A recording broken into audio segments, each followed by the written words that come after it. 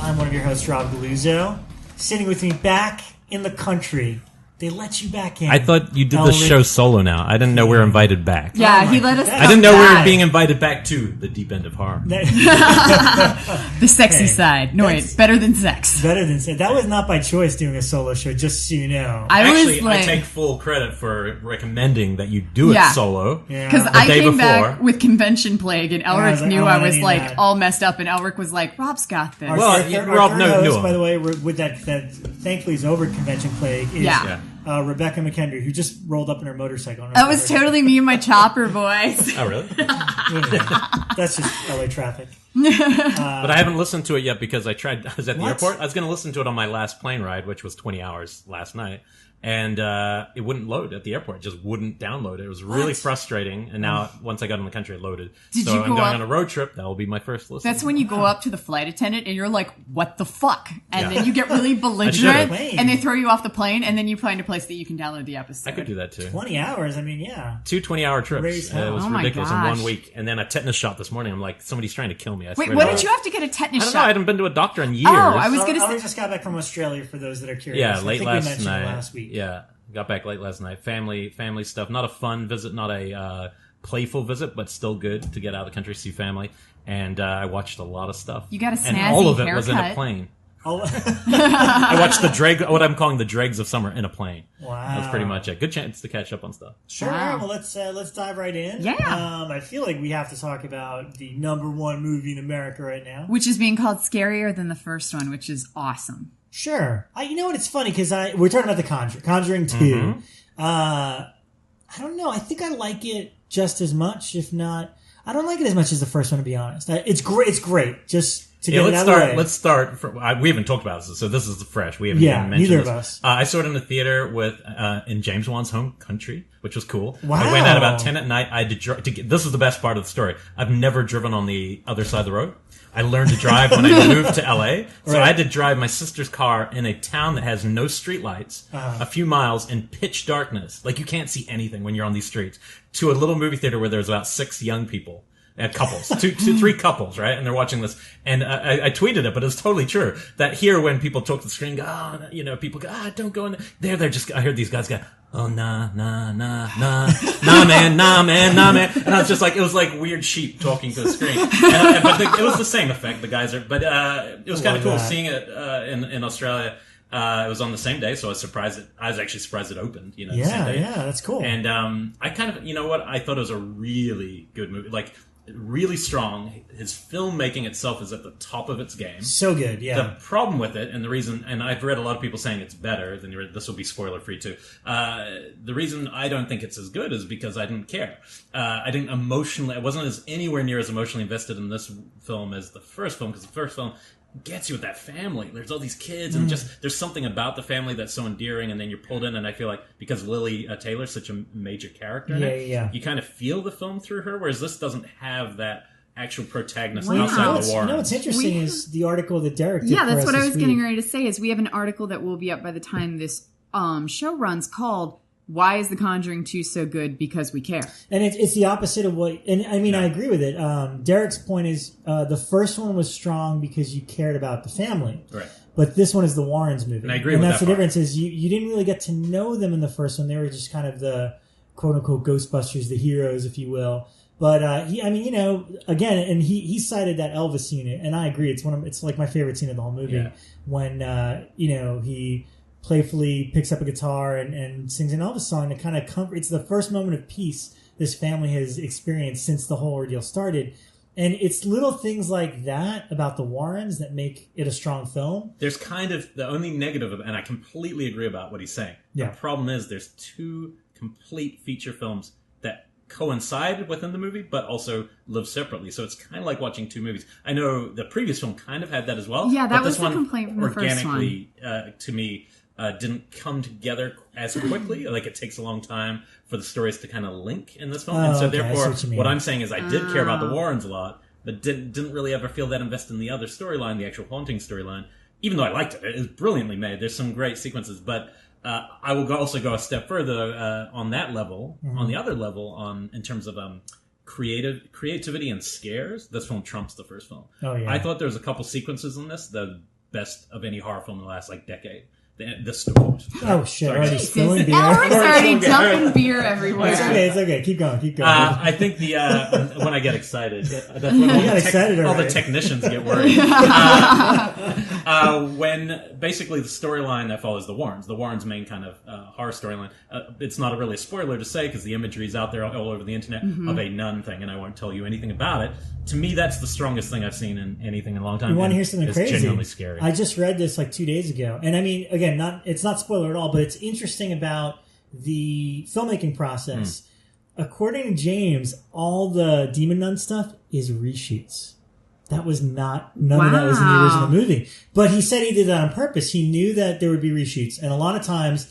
And that's the thing when people say crazy. Reshoots. If you have if you're making a movie for Warner Brothers, and you have the budget and the time to really process it. I believe I gotta find the interview, but I'm pretty sure he said we made the main chunk of the movie, which is the Enfield poltergeist story, knowing that I'd have reshoots.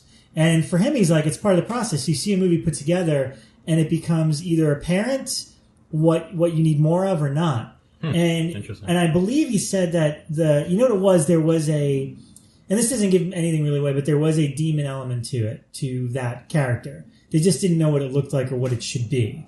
It wasn't until he watched the first cut of the movie that he had this image of like, here's somebody that is spiritually has faith.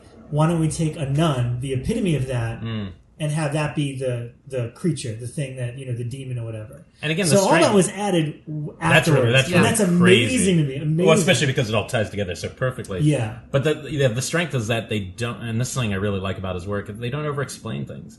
Like this is after the movie, and I still don't know the whole history of that creature, that thing. Yeah. And it's so much stronger when people do that. I know. I thought that was exceptional. And there's a lot of stuff with the Enfield ghost that's also just brilliant. Yeah. It's truly scary, and it just it's a testament to his abilities. Now he's on the top of his game, and I think he might be the only contemporary director who could truly call himself a master of horror right now of anyone. Just he's kind of hit that. No, I mean just the craft, the way he moves the camera, and it's just so obvious. Like it reminds me of the ghost movies of the 70s and early 80s, where nowadays it's fast cutting and stuff, but with him it's like I love these long takes where it's a slow pan into somebody and then a slow pan out. And you're just uneasy and you're looking all over the frame. Because you're like, all right, he's got my attention here. Where's the misdirection going to be? Yeah. But it's great. It's really great. Yeah. Wow. I'm excited to see it. It's almost unequal. I think it's almost, I would say it's as good as, I just don't think when people are saying, oh, it's even better, I'm like, nah, I think it's just more recent. But I do think it has a couple of scares that are just, and shout out, Bashara did sound again. It's really, I was watching and going, man, he's good. I'm excited to see the guy who played I think it's the Crooked Man. And granted, I have not seen it yet. Oh, yeah. But he's a guy that I've written about a few times on Blumhouse so far because I'm just so in awe of his work. Javier, and I'm saying his name wrong, it's French. Javier Botet is how it looks like it would be said. But he was the guy who was in the original Mama screen test when they were trying to figure out what the creature should look like, and before really CGI. Bendy and twisty and just this kind of twisted walk, and he's the one who plays, I guess it's called the Crooked Man in Conjuring 2. I'm really excited to see how he does, because this has kind of spurred the debate of, do you actually use somebody who is capable of fantastic things, or do you do CGI? Oh yeah, you do. But the ironic thing is everyone thinks that's CG. I know. That's the one thing and honestly, that was actually the one element, because again, there's a lot of little things that kind of it's a little like Insidious 2 in the sense that there's a lot in there. A lot going on. This is like, if it was probably 20 minutes shorter and he had to like remove a few things, it probably would have been slightly stronger. Yeah. But it's one of those movies that's just jam-packed. The Crooked Man is the moment it lost me a little. Yeah. And that's because now we're in Del Toro territory. I'm like, no, let's stick with this real stuff. There are some moments of that if I saw it a second time, knowing what the creatures are capable of, maybe it would make moments like that sell better. But it's still great. I mean, and I watched it play an audience like a fiddle. Yeah, I mean, we saw it, the audience I saw it with was great too, so I can't wait to see what Bekah thinks of it. Yeah, I was supposed to go see it for a press screening or a preview screening while I was at Phoenix, and then I came down with convention plague and just laid in a hotel room and moaned all night. But what I have been, like, really... So you were conjuring something else. I did. It was just a lot of hacking and sneezing and unpleasantness. The true horror. But... what I've been really intrigued by is how, because there is a level of truth with his stories. I mean, obviously the Warrens are real stories, and the story that this is based off of supposedly really happened. Every single time we have posted up something about it on the site, even just fun stuff like here's something else from The Conjuring 2, or here's the real story of the Enfield ghost. Some people get really angry, like, those guys are freaking crooks, I hate the Warrens, and then I gotta say, it did come to mind. No, one thing did come to mind, which is, in this one, more than the first, it did feel like they're being deified to almost superhero status. Like, they are, like, there's no questioning of them. They're movies. It is it's movie. a movie! Well, no, but no, I think that question can remain when it's based on, like, when you're using real characters. So that means somebody who goes back and looks at their book almost takes it as, oh wow, this is like... Yeah. And so that's my only thing is I feel like there should be... And then you see pictures of them and it's laughable. Because Patrick Wilson could does not look like Danny DeVito looks more like Warren than Patrick Wilson looks like him. So you do question, because I don't know enough about them as people, like, this is, I was actually talking to a friend about it. If they, in terms of if somebody's a charlatan, I believe if somebody believes that they're doing something and they're exercising a ghost, they believe it, then they're not charlatans. Mm-hmm. Yeah, exactly. If they're ripping you off, they're charlatans. I don't care what I believe, but if they believe it, I have no idea without reading more into it about them. You know, I'd be it's funny how angry people get. Like I saw somebody comment on our thing like, "Will you guys stop like reporting on The Conjuring 2?" And I'm like, "Yes, sir. We're going to stop talking about the number one movie in America right now. We'll shut up now. Not going to talk about it. No, even on my people are interested. My own Facebook page, I posted one of our like things that we put up this week about The Conjuring 2 and the real life story of the Warrens and things like that. And on my own Facebook page, it started this debate between people I have like went to high school with and haven't heard from in years about whether or not ghosts really exist. And I just could not believe how well, you know why? It's not horror. Some people are it's getting. Not horror. It's religion. See, these are movies that are invoking religion because you have to believe in religion or God to believe in these movies, to believe what the Warrens are doing. So that's probably why they're so polarizing, because it actually becomes politicized. Even though I don't think James Wan's doing that. Of course not. He's making a fictional, fun film. But within that, I think people see kind of what they want out of it, which is interesting. Look, as a fun film, they're so much fun. I'd love to see a casting version of it, like truthful casting of this movie. I think it'd be so fascinating to see who they would have cast in that movie, because they did look kind of wacky. The real couple looked pretty bizarre. Sure, but I would watch more. Look, I'd watch a third one straight away. I think it's a great character. I want more of those movies for sure. And the fact that's number one is so exciting as horror fans. It's like, oh, cool, we get to like dominate the box office again. You know? Yeah.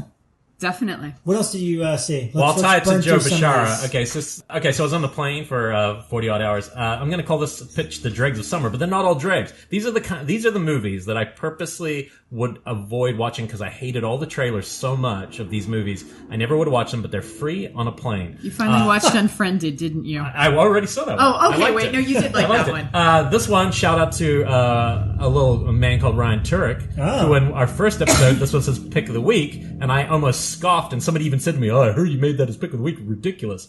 Other side of the door. Oh. I heard it's really good. You know what? Shout out to Mr. Joe Bishara, because twice this week, his work totally shined for me.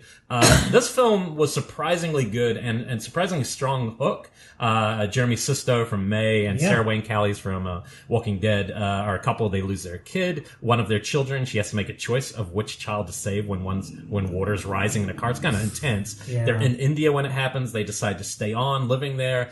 Then later on, she finds out about this temple where you can basically talk one last time to your past mourned person, and they'll kind of knock at this door, and you talk, but you don't open the door. Of course, first 20 minutes she opens the door.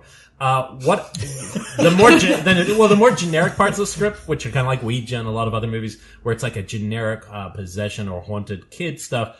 It just plays exactly as you would expect, and why you might not go see this movie. What I wasn't expecting is a scary ass creature from the other world also coming over, and something that kind of it's a cultural horror film, so from Indian culture, it's a totally different beast, and it is freaking rad and scary. First time I saw it, I actually jumped in a seat on a plane, and I never really jolt anymore to movies. So this was really cool. I actually think it's like deeply underrated for what people, kind of get savaged early on, because the intention all the way through is to make a really strong, serious horror film, and I think they do. So I think it's a bummer it kind of has kind of gotten lost throughout. So I agree with the Turek on this one. All right. Well, remember, our very first episode, I cited that Ryan did this little diagram on Twitter where he was like, the boy greater than other side of the boy greater than, and I don't even remember what and you his like the other third side of the door was. first, at the top. And I agree with that. I just think it's interesting. It's not perfect, but I would definitely put it on your summer catch up. Cool. Last Witch Hunter. Oh my God, why? Hey, with Vin Diesel. I will put this down to well-made dumb fun. It's particularly well made. That's the thing. Like I saw the trailer. In the box. Well made, dumb fun. The trailer, I would not watch this movie. I was watching it with a 10-year-old. I would not watch this movie. But 10-year-old nephew turned around halfway through it and just said, "Man, he's so cool, eh?" And I said, "Yes, he is. He's cool, Vin Diesel with crazy long hair is pretty cool, eh?" I thought it was fun. It's not very. It really isn't very smart, but it is particularly well put together. So you're like, okay, at least it's watchable. That's a film I never would have watched. Here's maybe my most surprising: Victor Frankenstein. Wow, a movie I would never. I heard have watched that was this movie. Really bad.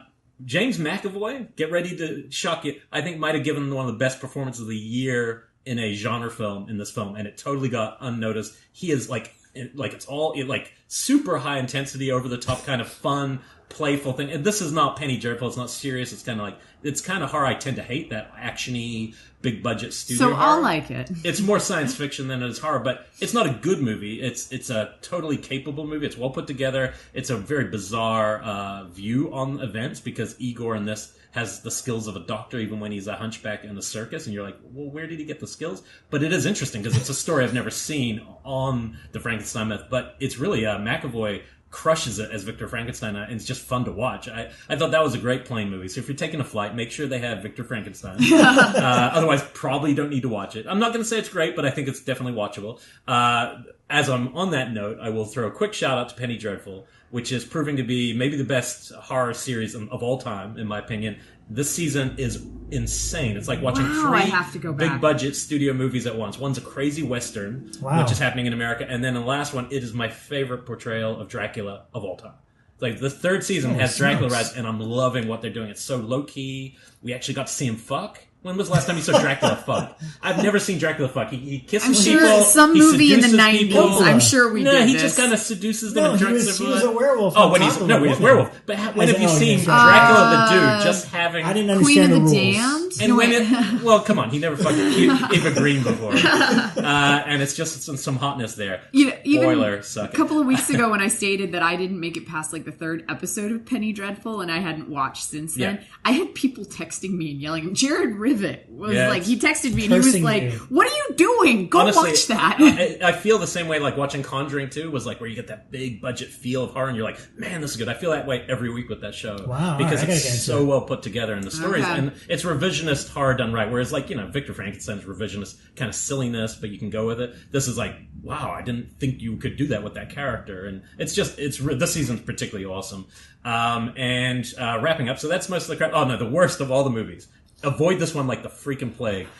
When I saw the trailer, I thought it was the worst trailer I'd ever seen, and the movie... And then you chose to watch. It's called True Story, James Franco and Jonah Hill. It is a true story. James Franco tries so hard. It's a serial killer type, it's kind of a killer murder story. It's basically there was a New York Times discredited writer who had kind of fibbed on a few of his facts of one of his stories, and he got discredited. At the same time, there was a guy who killed his entire family from Oregon, and he then went to South America, Mexico, I think, and basically used the writer's name as his name, like took his identity, and no one knows why. He started telling that's James Franco. He sleeps with this girl and basically gets picked up by cops. And this discredited New York Times writer with Jonah Hill in one of the worst just performances I've ever seen. Like just totally misused, miscast. It's just bad. He basically finds out, oh, this guy is pretending to be me. That's weird, and basically looks him up and they sit down and goes, I just always liked your writing. And then it's this weird bro-sexual movie for the rest of it of these two guys kind of bonding in a movie that probably should have been about 11 minutes long. Like the concept of it, it's like a true story. Yeah, that's pretty fun. What a coincidence. And then it's like the worst version of Silence of the Lambs you've ever seen. It's goddamn horrific, and I do not recommend you watch that. Wow, well, thanks for the warning, man. Wow. That's your bad. Normally we're positive here. Oh, well, I'll give you one last to end. A positive Franco story, because I hate to leave you on a negative Franco. Positive Franco, 11/22/63. Oh my God, he's driving me nuts in that. I can't stand his performance in that. I love that show. Love it. I just finished that on the plane too. I had a lot of time on this plane. I watched the entire thing on the plane. It was like 8, 7 Did you read a book or anything? No, I didn't. It was night flight, so I had to. I thought it was my favorite story of the year. Like, not my favorite filmmaking, but just the actual story. I haven't read Stephen King's book. I love it. I think Franco is always a little bad because he's Franco. He's taxing in it. He didn't bother me. Well, you got to watch this other one. You need something to compare it to. Okay. I think he's fine in it. Because Dave, my husband, was like super big into that one. And I didn't make it past the second episode because I was so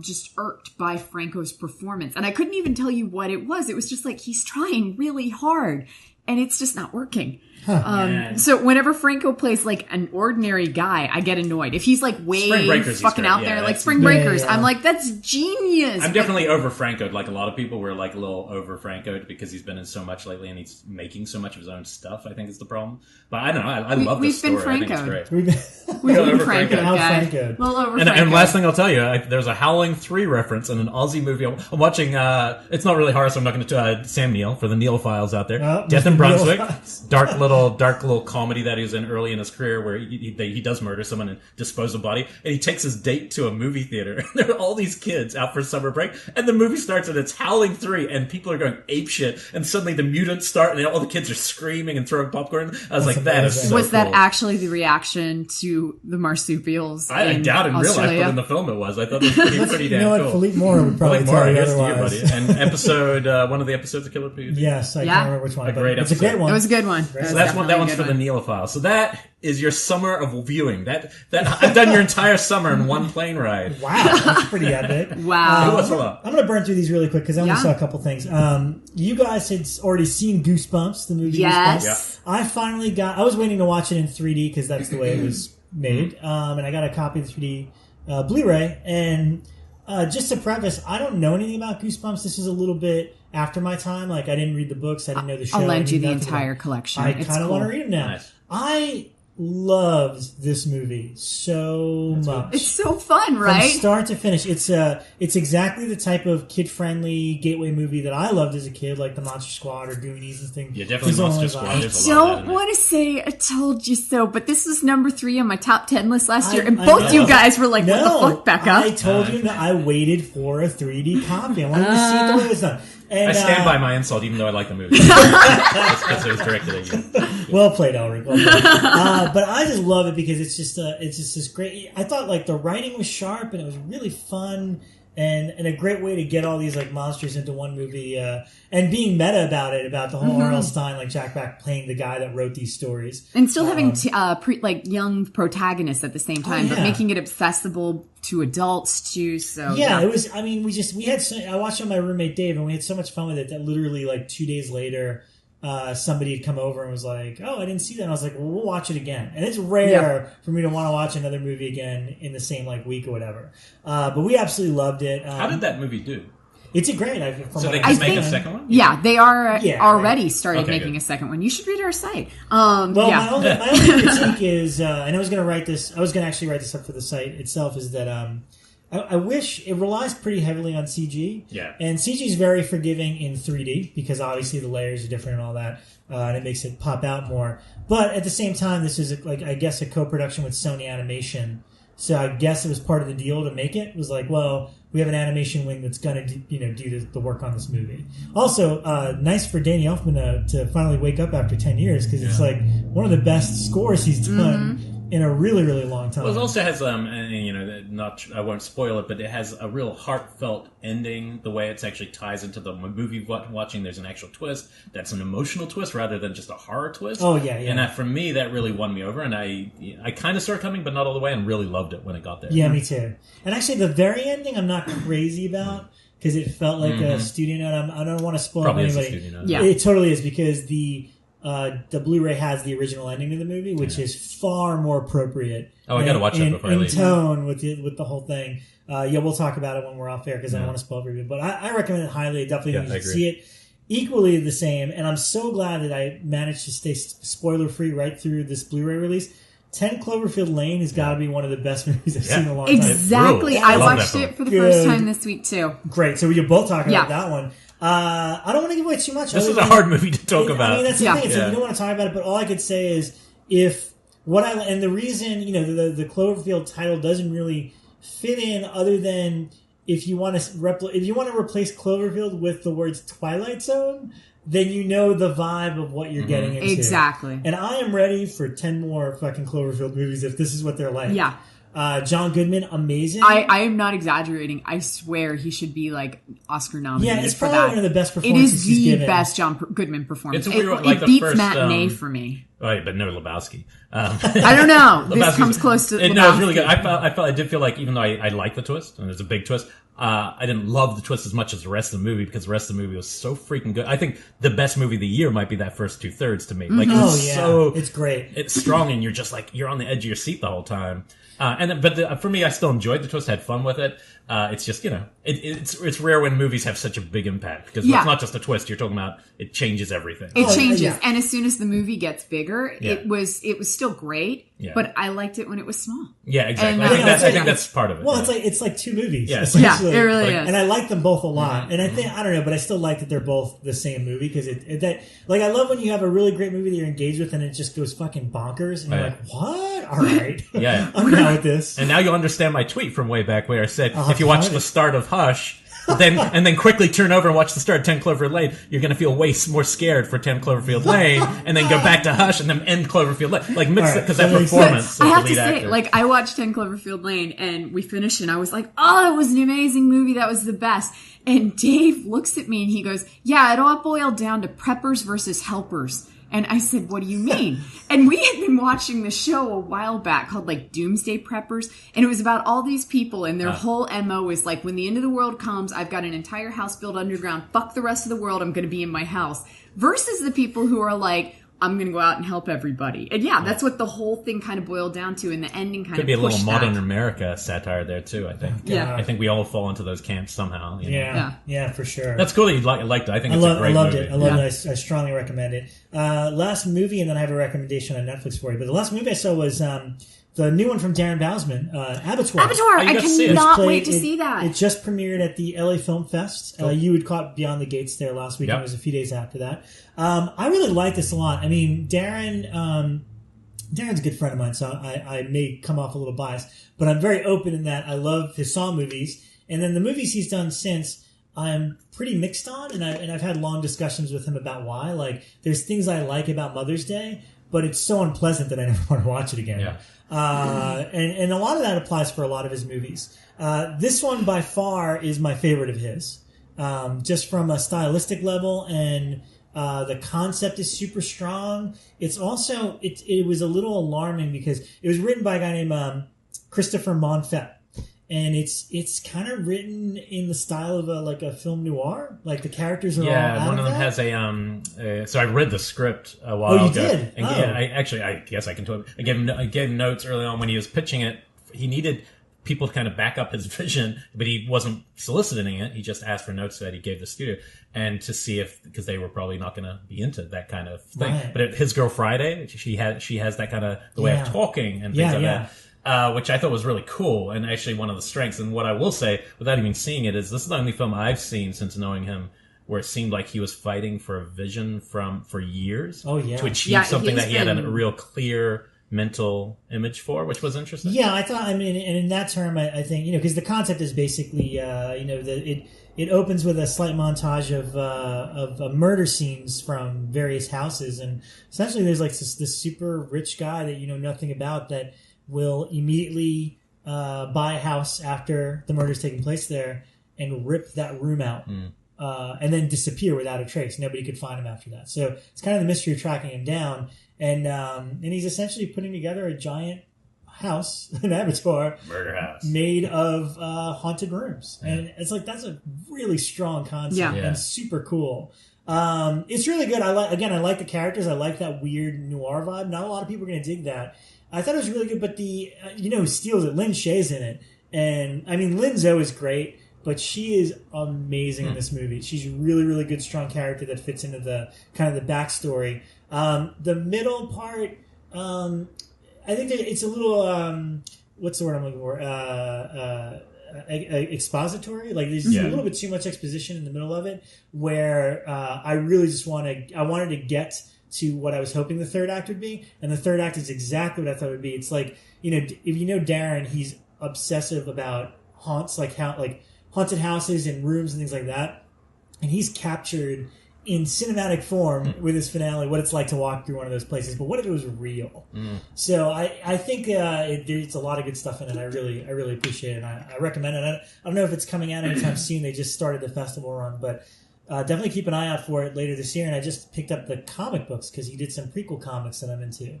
Did they have the budget to pull off? I mean, that's one question when reading is like, oh my god, how are they going to pull off the effects? Relocation of rooms. Yeah, like even in I remember seeing the teaser trailer of them like moving rooms around, and even with that, I was like, holy shit. I thought it was pretty. I don't know what the budget was, but it definitely was. Yeah, it was impressive the way it was put We should have him on at some point so he can tell the story about how many times that He's film almost happened. Oh my god! Yeah, oh my god! Every time you see him, he was already shooting with a new cast. Yeah, but he would then be coming back. Like I remember a couple times he would be like, "I'm heading to New Orleans. Okay, I'm back from New Orleans." He was there on set to start. This was his fourth attempt to make the movie. And with totally different people. Totally different each actors. time. I mean, it's amazing that he followed through. And I wish I could say that this is unusual, but this happens. Except I've never heard that, though. Like, when you four have times people cast and you show up to shoot. And you're starting to shoot. And they're like, oh, actually, we're not shooting. We'll definitely have him on soon. Last recommendation, and then Bekah's going to tell us about the Etheria Film Festival, but just popped up on Netflix, this TV series called Slasher.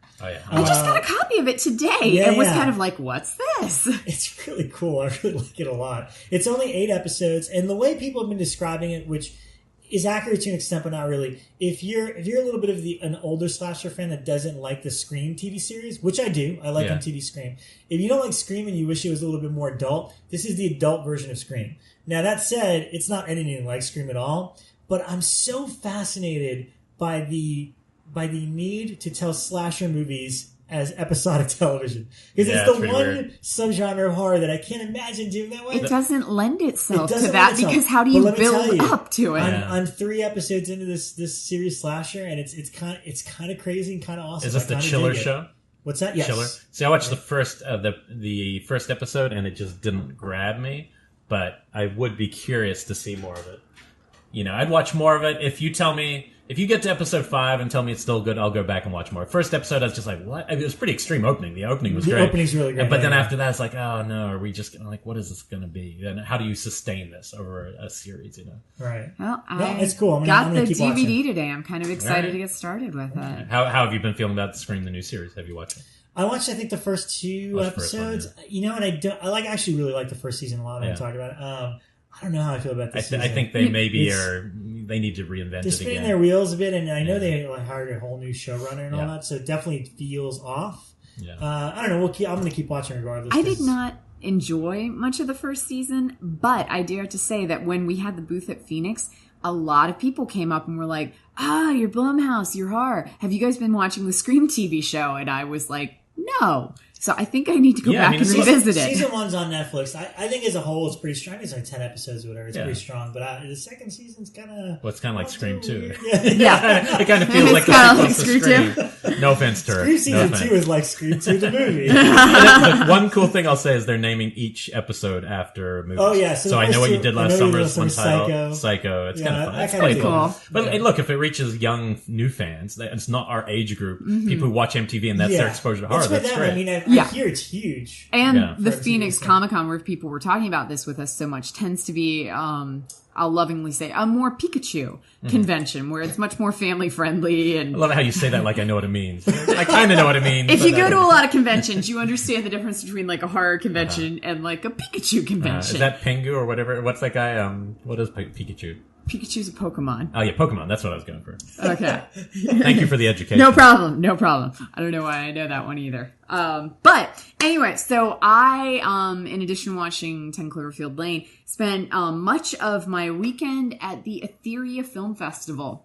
How'd it go? Well, it was a good time this year. I have to say there was some weird stuff there this year. New location, right? Yeah, we this year it was at the Arrow in Santa Monica. Okay. First I've missed in years, I think. Yeah, you guys are always there. I love going to it. Yeah, it was a packed house as usual. It was a lot of fun as always.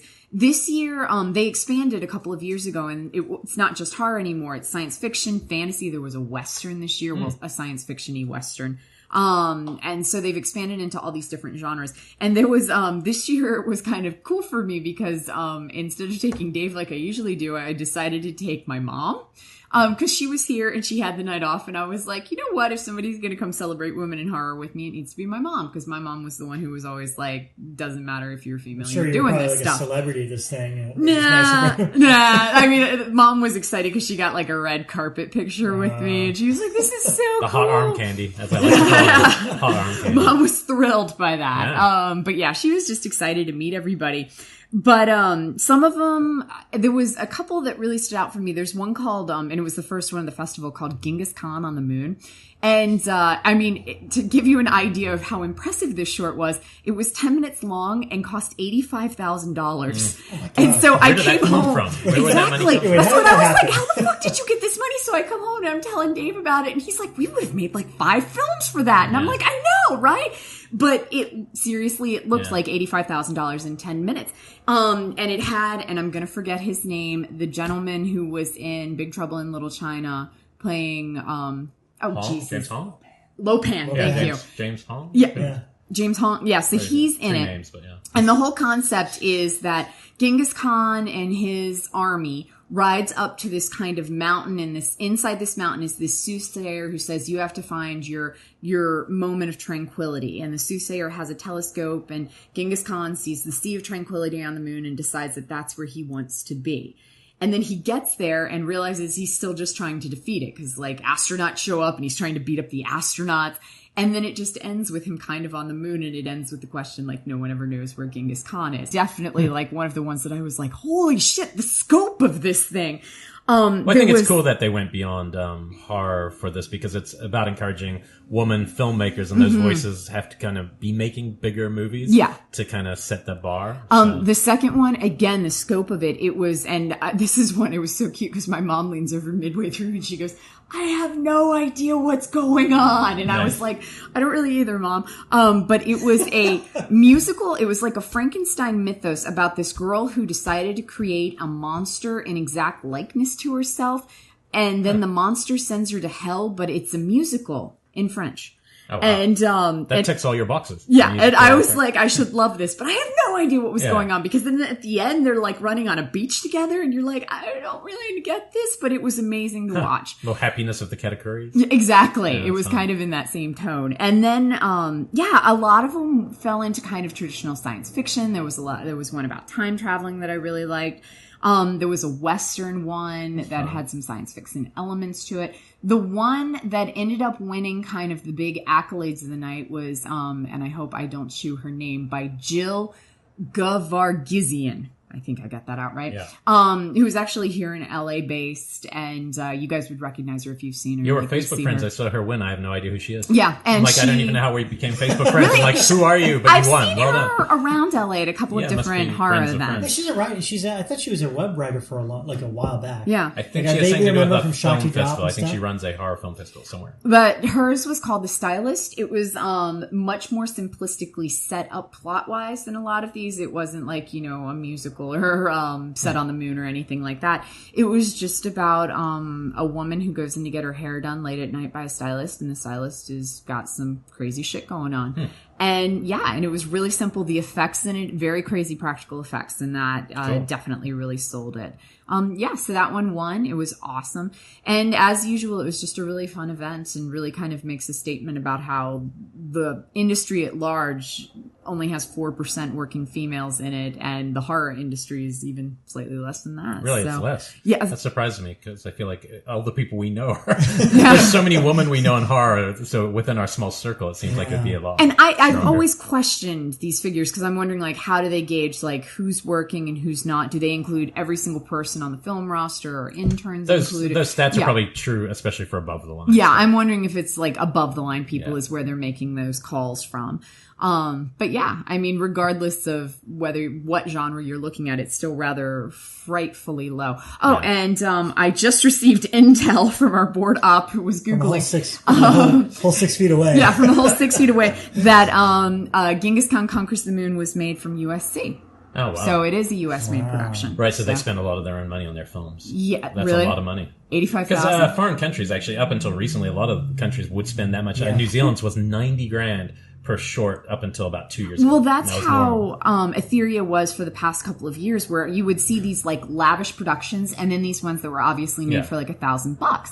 And it was because these Canadian and Irish productions would be like lottery money, like $50,000, and they're shot on film largely. So there's a big budget difference. But now DIY's taken over and changed the whole market. So these were a nice mix. Even, and I mean, obviously, if this one's stateside made for $85,000, that's kind of brilliant. So that's exciting. I would love to see more. Well, hopefully, whatever the next guest on our following show after this week will be somehow a woman in horror filmmaking. They were handing something out there, guys, and there's been a thing whenever we did shows that Elric and Rob always had to borrow my keys because I have a bottle opener on my keys. True. So they were handing these out, guys. I'm giving you your own wallet bottle openers that say Etheria Film Fest on them. We're christening these tonight. We're going to use it tonight because we're going to also lose it tonight. Yes. So I'm going to make the most of it. They go in your wallet with your credit card. Yeah, that's actually pretty nice. Yeah. Excellent. So enjoy, guys. Etheria. Well, there you go. Hang tight. Instead of, we're going to check in with Ryan, but instead of doing our traditional horror pick of the week, Ryan and I are going to spin some music for you. Nicely done. So hang tight for that. We got some music cues, and then Mick will be coming up. Cool.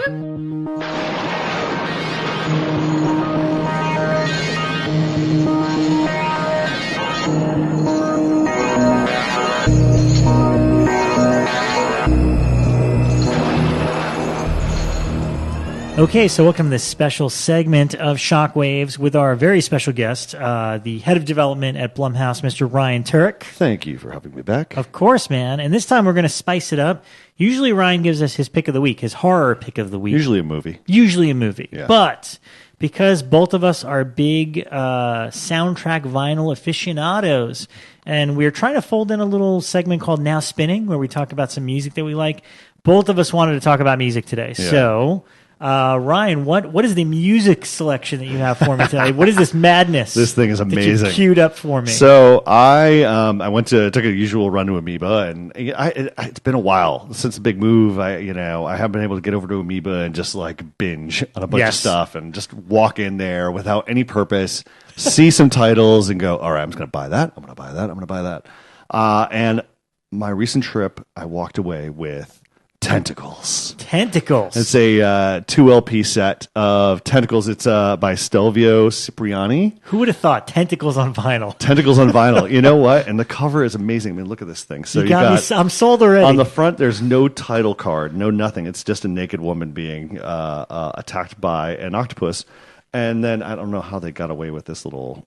Oh, yeah, nip. And then on the back, it actually says Tentacles. Right. It's got some guy being torn up and dragged into the ocean.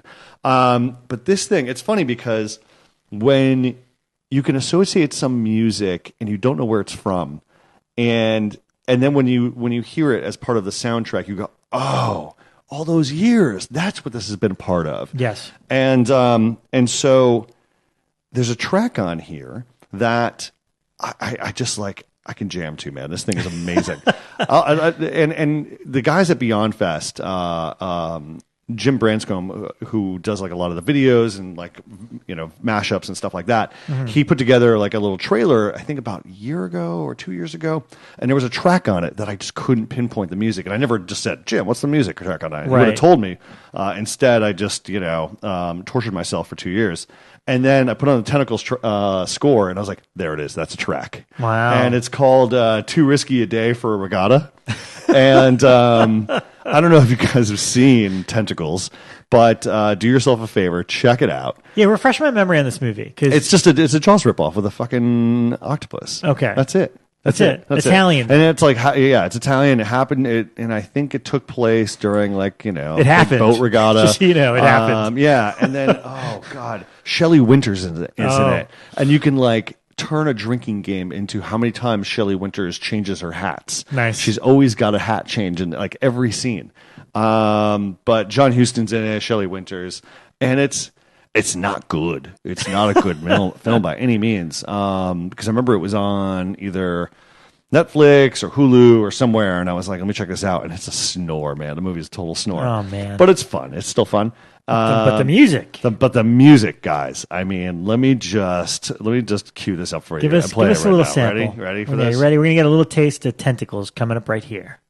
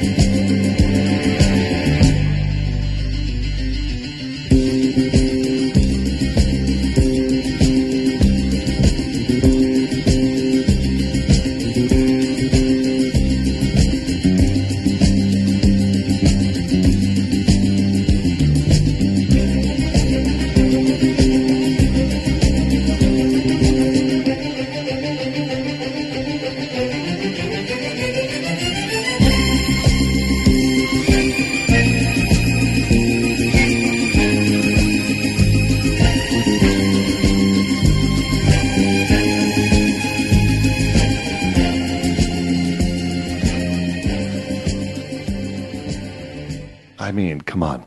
You know what that makes me think? It's just got a great groove. It's drive. There's like a drive to it. Like, if I could play score while I walk around the streets of Los Angeles, I would love either that or the New York City theme from Cannibal Ferox. Oh yeah, those are both pretty rocking themes to walk around. They totally are. The rest of the soundtrack is like romance music for fucking SpongeBob SquarePants. It's like, whoa. It's just like there's this kind of like weird lullaby type music, but they kind of put like this underwater filter over it, so it's like, you know, it's like kind of get this little taste of the underwater danger that you're going to experience. Some of it sounds very romantic, some of it sounds very dangerous, some of it just sounds magical. I don't know. But it's a little bit repetitive. A lot of these scores that are coming out from the Italian films, they're all very repetitive. You know, Eyeball, which was a release that I picked up a couple weeks ago too. I've been meaning to pick that one up. You know, it's just different variations on the same theme. Yeah. You know, yeah. But for good reason, we pick them up and we love it, and it's just good to have it on the background. This is very much the same thing. It's a little bit repetitive. The second LP has, you know, just different alternate takes and alternate, you know, themes and stuff like that. But it's a great package. I was remiss in not picking it up or pre-ordering it, but I'm glad I picked it up when I saw it at Amoeba. Cool. It's a little pricey, but it's awesome. It's Dagger Red. Dagger Red, the label. Yeah. They do great work. I mean, I picked up a few of their releases. The Red Queen Strikes 7 Times. It's a great soundtrack. Yep. They just put out The Great Silence, which is a Morricone score. The Great Western that I'd caught not too long ago at the New Beverly, and I was like, man, I hope somebody I hope it's not too difficult to find this soundtrack. Right. Thankfully, they put it out. Yeah. So, they put out a lot of good stuff. Yeah, it's just, I love the discoveries, you know? I mean, like, films that, Tentacles, my takeaway watching Tentacles, like, months ago on, you know, I was like, for some strange reason, the soundtrack didn't resonate, but when you isolate it, it winds up transcending the quality of the film itself. Sure. So I will... hands down recommend Tentacles the score over the film itself. Even the poster to Tentacles is so much better than the movie. It's pretty cool. But it's great. It's a great buy, so I definitely recommend picking it up. Cool, man. And I've got a musical pick for you that I've been wanting to talk to you for a while now. Excellent. As a fellow Nightmare on Elm Street aficionado, you will appreciate this little tidbit that I just discovered. Yeah. So Varese just put out several months back it was around Halloween. A pretty epic box set. It's a CD only. It's not vinyl. It's a CD box set that contains all the scores for all the Nightmare on Elm Street films. Right. I think it's still available. You could find it on the Varese website for about $100. It's like $99. It comes in a little Freddy Krueger sweater. Comes in a great little sweater. It's got, it's the 7-8 CDs of each individual one, including like Freddy vs. Jason, like all the scores. Yeah. Now, as most Nightmare fans, my favorite of the series has always been Part 3, Dream Warriors. Yeah. Now, what's interesting about the Nightmare franchise is that there is a pretty well-known composer behind every single one of them. I mean, obviously, Charles Bernstein did the original, but then you got like Christopher Young did the second one. Yep.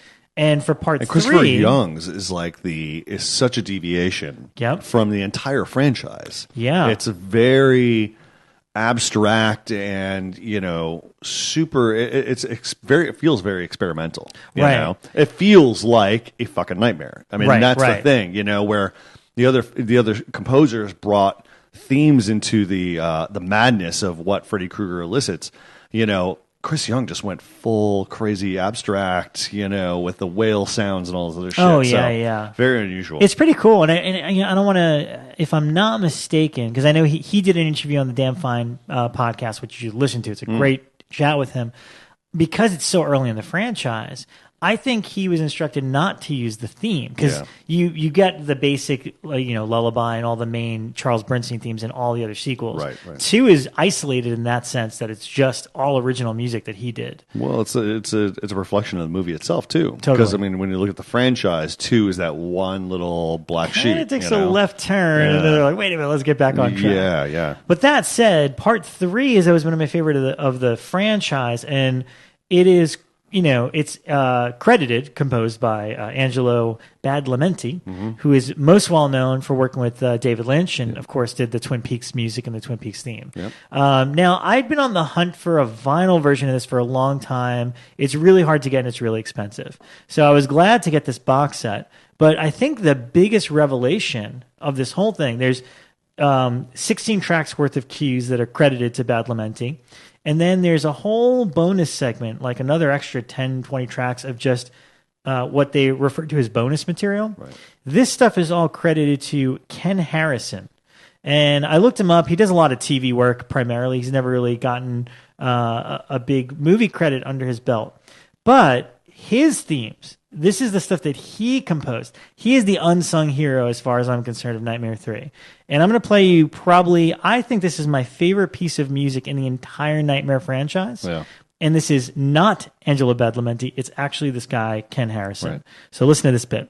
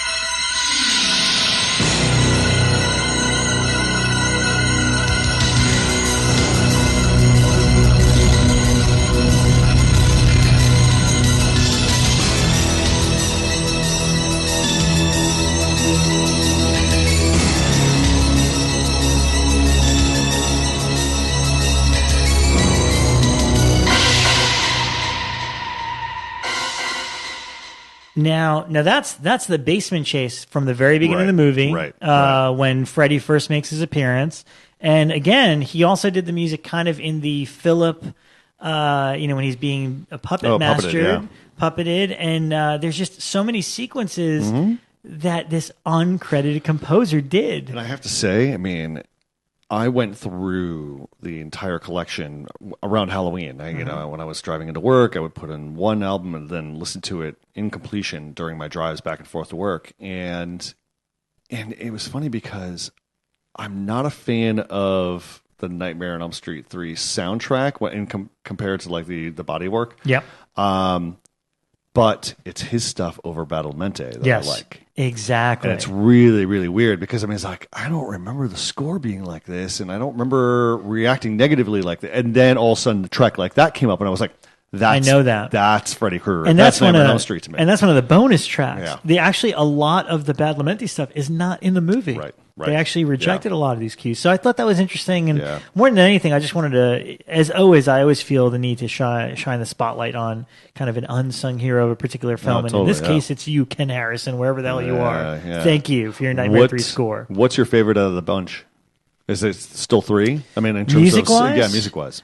Yeah, I think 3. I don't like 4 as much movie-wise, but Craig Safan did that one, who's also a really cool composer. And you really can't compete with Charles Bernstein's original. I mean, right? Yeah, it's as synonymous as Carpenter's Halloween theme. Like, you just hear those melodies and those themes from the original Nightmare, and you're like, oh, this is Freddy. Yeah. I get it. You know what came out on top 2 for me is New Nightmare. The New Nightmare score is pretty good. I forgot how I ranked them, but 1 obviously is the classic. 3 I was disappointed by. 2 is such a weirdo kind of deviation from the franchise in terms of like the soundtrack language, of who Freddy Krueger is and what Nightmare on Elm Street is. 4 I remember liking a little bit more, and then by the time we got to New Nightmare, I was like, I'm really into this one. This one's great. That's J. Peter Robinson who did New Nightmare. Yeah, and then Freddy vs. Jason's such a fucking. I don't know. That's, I think, is it Graham Revell? Yeah, it's Graham Revell, who's great. I think, he's great. He did The Crow and all that, but I haven't really given the Freddy vs. Jason as quality a spin as the other ones. Yeah, it's a soundtrack with conflicts, much like the film itself. It's like he's like trying to balance between paying homage to Friday the 13th and paying homage to Nightmare on Elm Street. And I think there's one track that I really like, and it's just like when the fucking electric guitar comes in, and it's just it's when Freddy is pulled into our reality, and he's in that fiery cabin, and Jason's standing there, and there's just some weird groany demonic voice that's kind of guiding it behind his guitar, and I was like, all right, I like that. That's pretty cool. Yeah, that's pretty cool.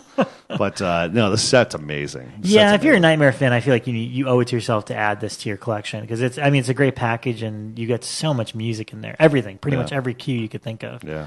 So that's my recommendation: Tentacles and then Nightmare 3. Let's do this again. I like this one. I know. Let's do some more nail spinning. Find some more audio recommendations. Excellent. All right, guys, stand by. We got our interview coming up next.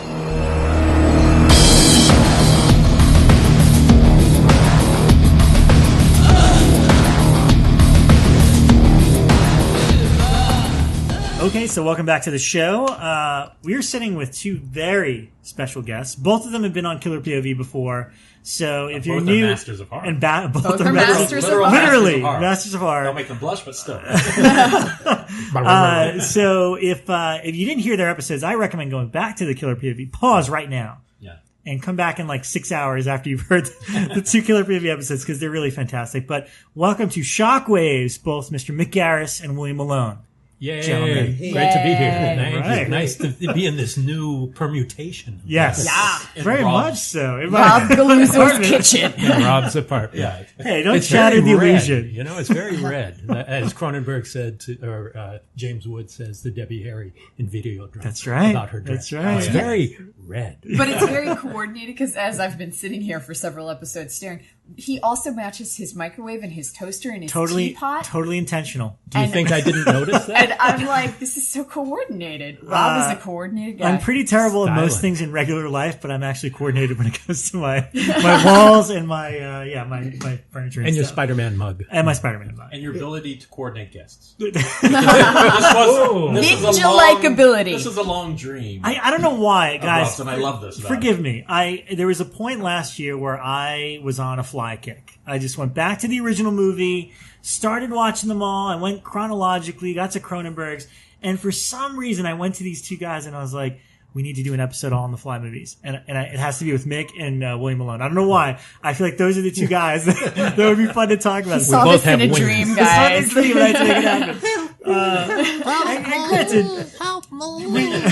Can you hear that? It's coming closer. Help me. And granted, we'll talk about the fly movies and more, but yeah, that was my idea, and I don't know why. I just felt like it would be fun to get just to get to both of you guys together. We had done a panel together for Monsterpalooza, kind of a Masters of Horror reading, which I thought was a lot of fun. just getting you guys and Larry Cohen and Tom Holland together. So I don't know. Let's just chat about stuff we like. It was a blast, and I'm happy to see the Overlook Hotel on there.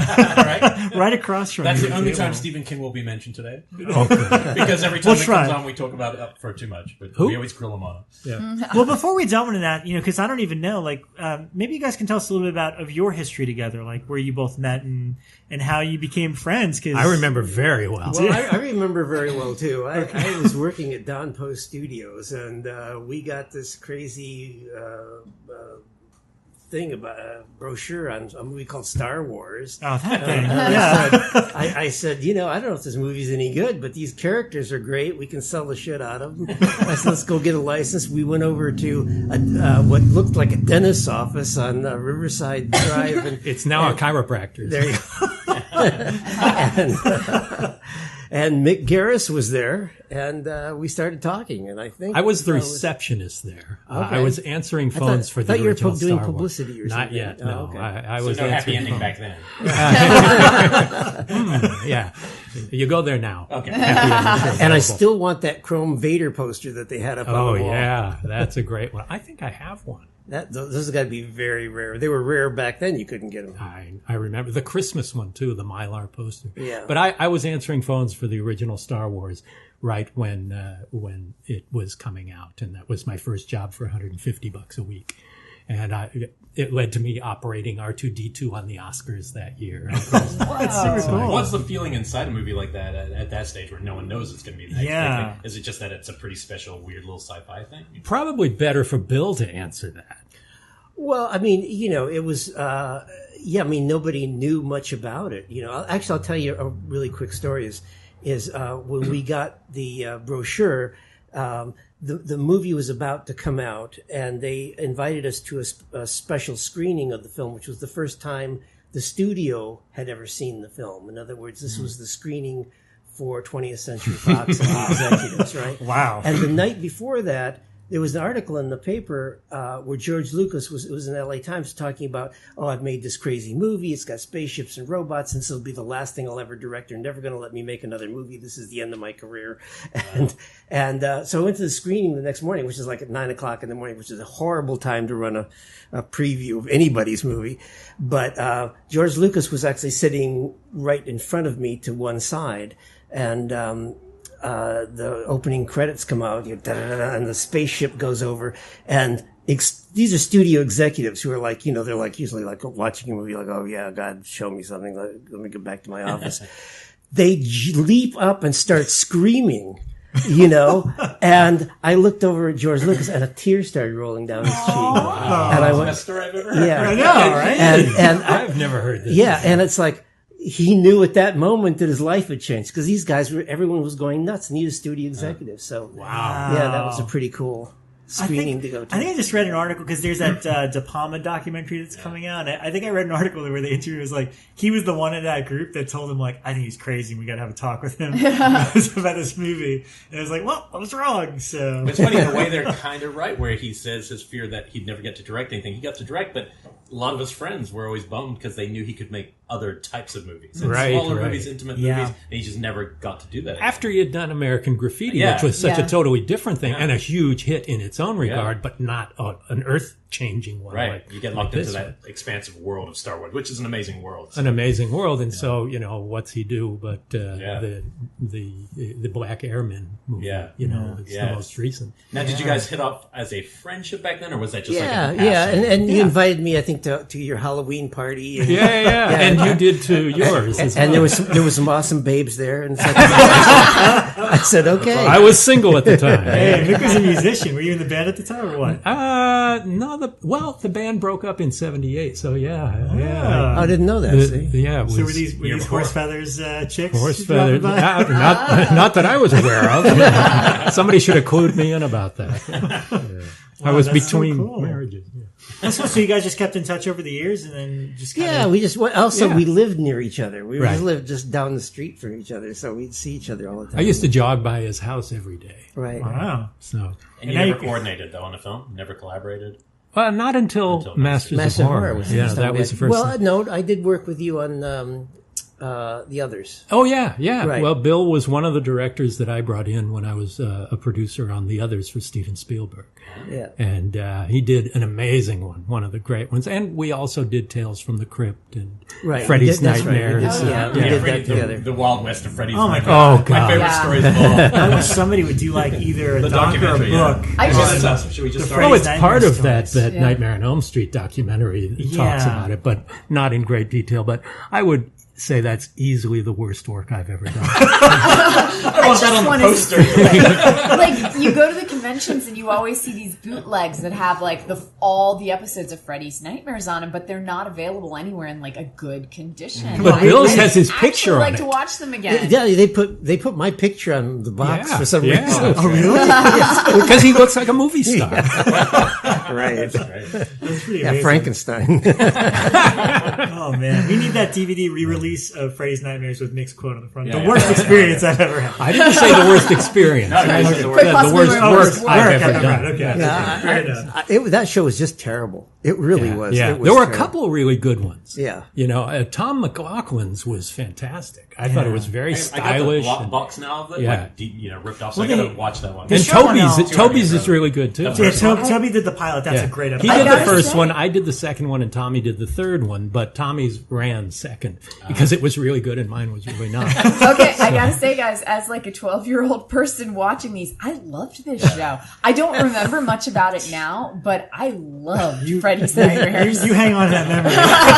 Yeah, I'm gonna be disappointed now, aren't I, guys? You know, I love it helps before you grow pubic hair. I love doing those shows because in a way it was like film school in the sense that the producers didn't care anything about that show. They really just didn't care. As long as you came in on time, on budget, then they didn't care. So you could like try any crazy harebrained thing. And a lot of the sort of stuff I experimented with later, I sort of started on, Freddy's really because. Well, mine was the first time, the only one that was edited when they ran it on Channel 9 was edited for violence here. And that broke the Directors Guild contract. So they had to put it back together in the rerun. Wow. So that was an interesting experience. And then when years later, when you were putting together Master of Horror, did you literally hand select each filmmaker that you wanted as part of that? That's awesome. Yeah, absolutely. And so Bill, you got on that list? I did. Way up there. Way up there. Yeah. It was nepotism. It was. Yeah. It's just that you knew each other because of that one. My son, William Malone.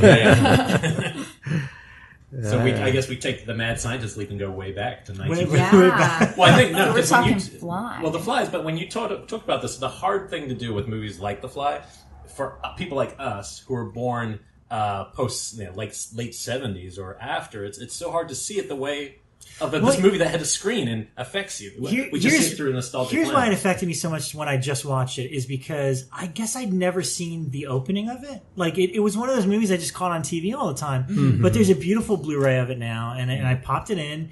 And I had never seen this scene. It basically opens with the ending where, they come in and they find this gory, horrific scene of this squashed head. And you're like, holy crap, like what the hell happened here? Like, how did I not remember this scene in the movie? And then as it progressed, because then they go back and tell you the whole story. But I was just so blown away by it. And I thought it held up, despite the time period, I thought it held up as a beautiful movie. It's a gorgeous movie, and it was, at that time, everything 20th Century Fox was making was in stereo sound and in widescreen. And lavish color. Like very lavish Technicolor. Yeah, it looked really good. They would have one of the columnists on set to coordinate the colors to make sure, to approve all the colors for Technicolor.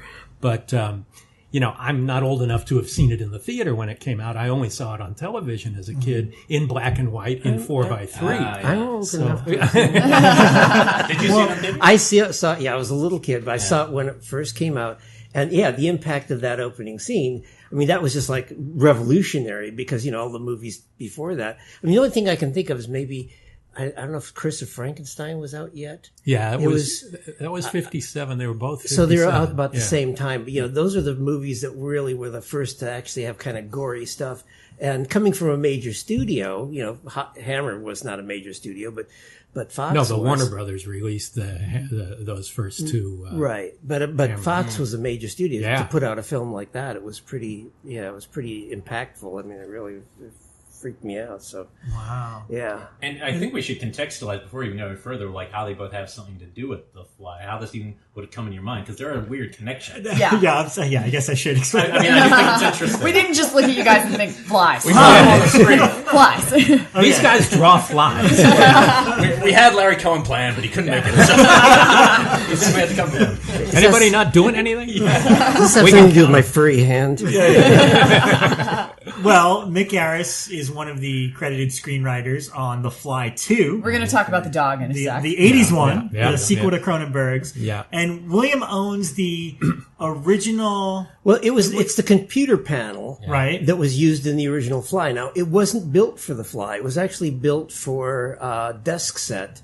The Tracy Hepburn picture. Yeah. Right. And then they reused it in The Fly. And of course, it wound up later being used in The Invisible Boy. Oh, yeah.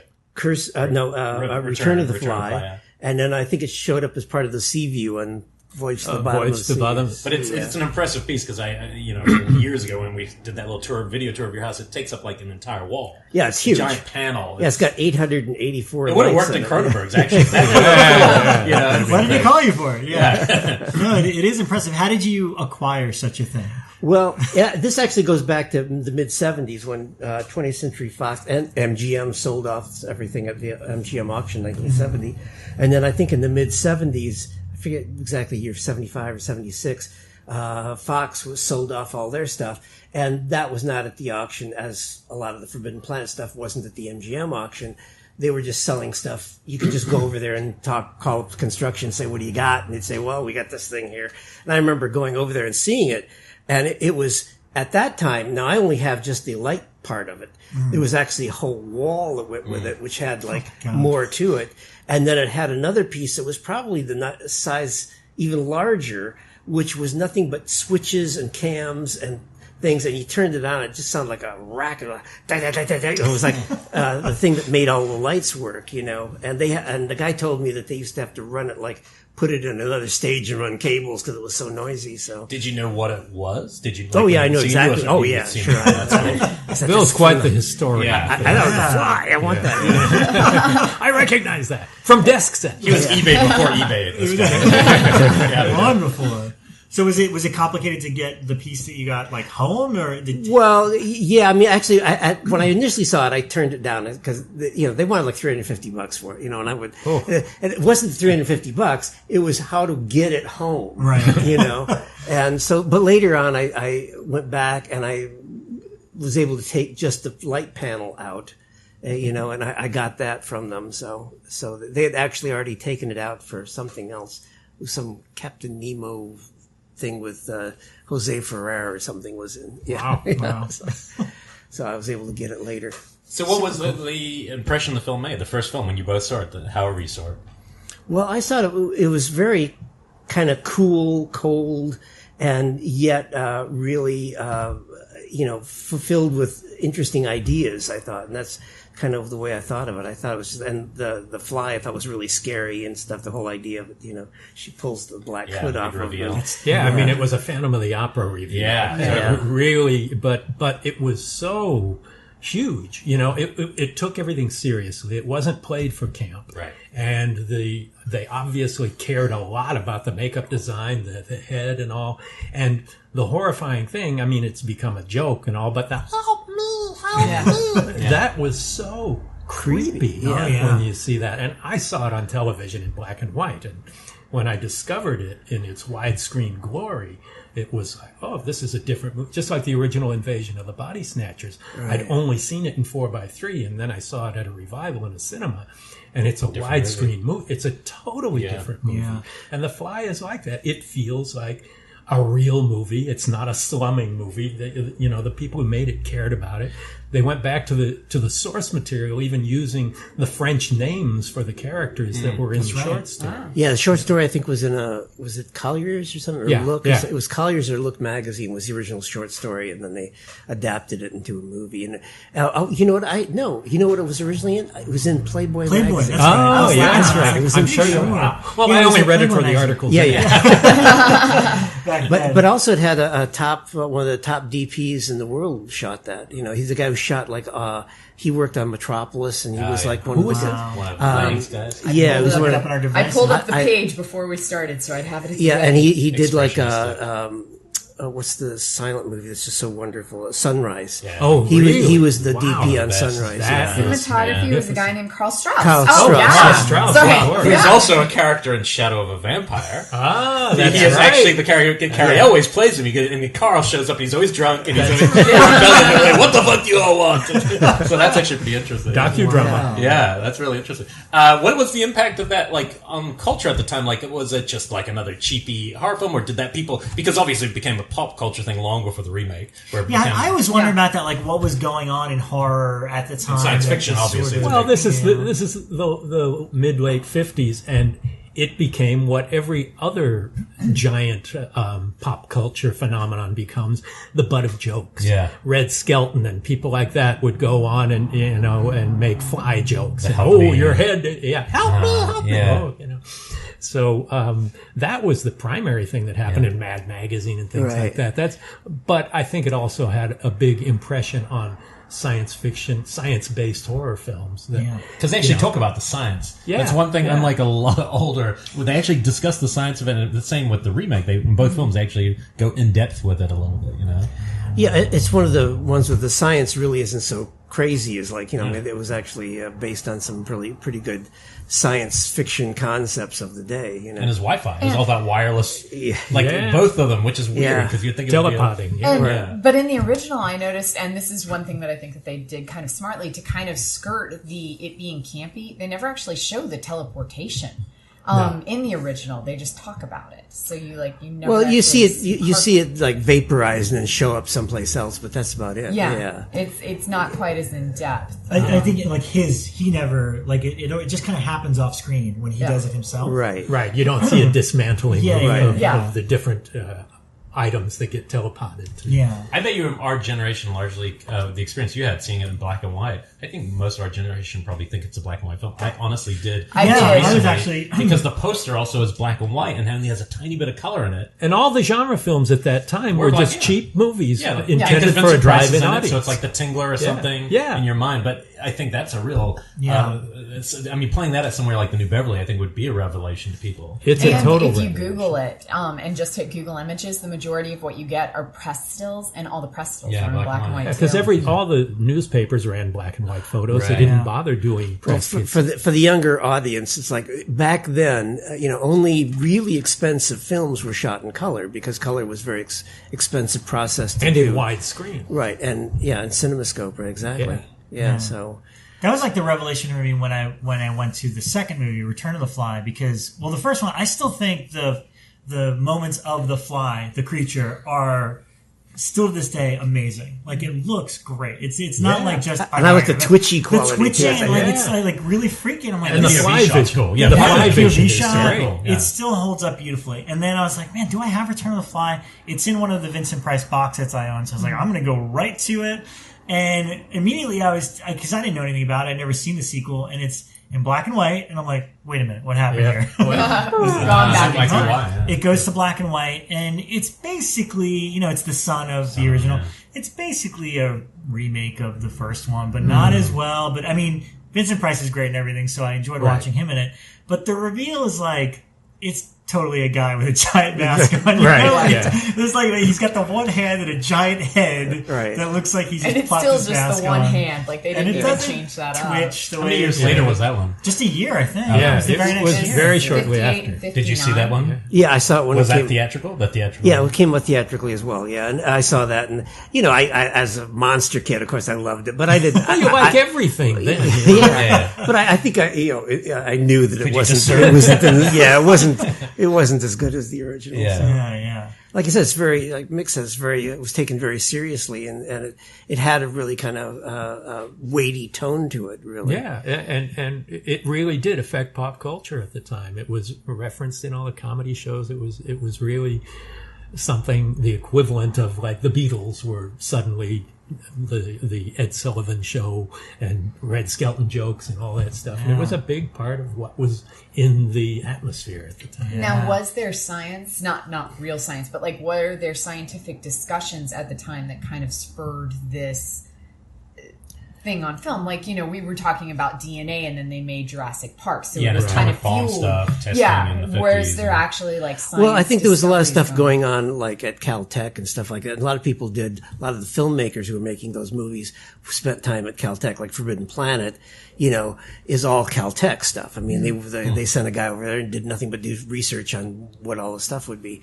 And the same thing was with The Fly. You know, there was people definitely researching. The guy actually wrote the original story, did research on, you know, on that stuff. So. George Langeland was there? Yeah, exactly. It's funny, in that one, they don't talk much about the splicing of DNA, though, even though that's what they're showing. But that seems to be the focus of Cronenberg, so it's a different conversation. I think in the original, they refer to him as atoms. Yeah. Like, I remember a lot more discussion mingling about my of atoms. Yeah. Mingling of atoms. It's the Tinder of atoms. Just mingling with atoms.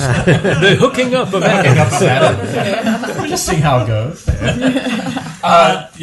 Well, no, I mean the only one I haven't actually seen is Curse, which is the third one. What a shame! But I It didn't come out till a decade after. It's way after, and I know it doesn't even have a fly. Well, it's it was family. first of all, it was made in England. Okay, It was a UK film, so all he did is bought the title, and you know, and they made one which really has no bearing whatsoever to the original Fly. So, is it a fun movie? Just as if we don't consider it a Fly movie? I think the communist.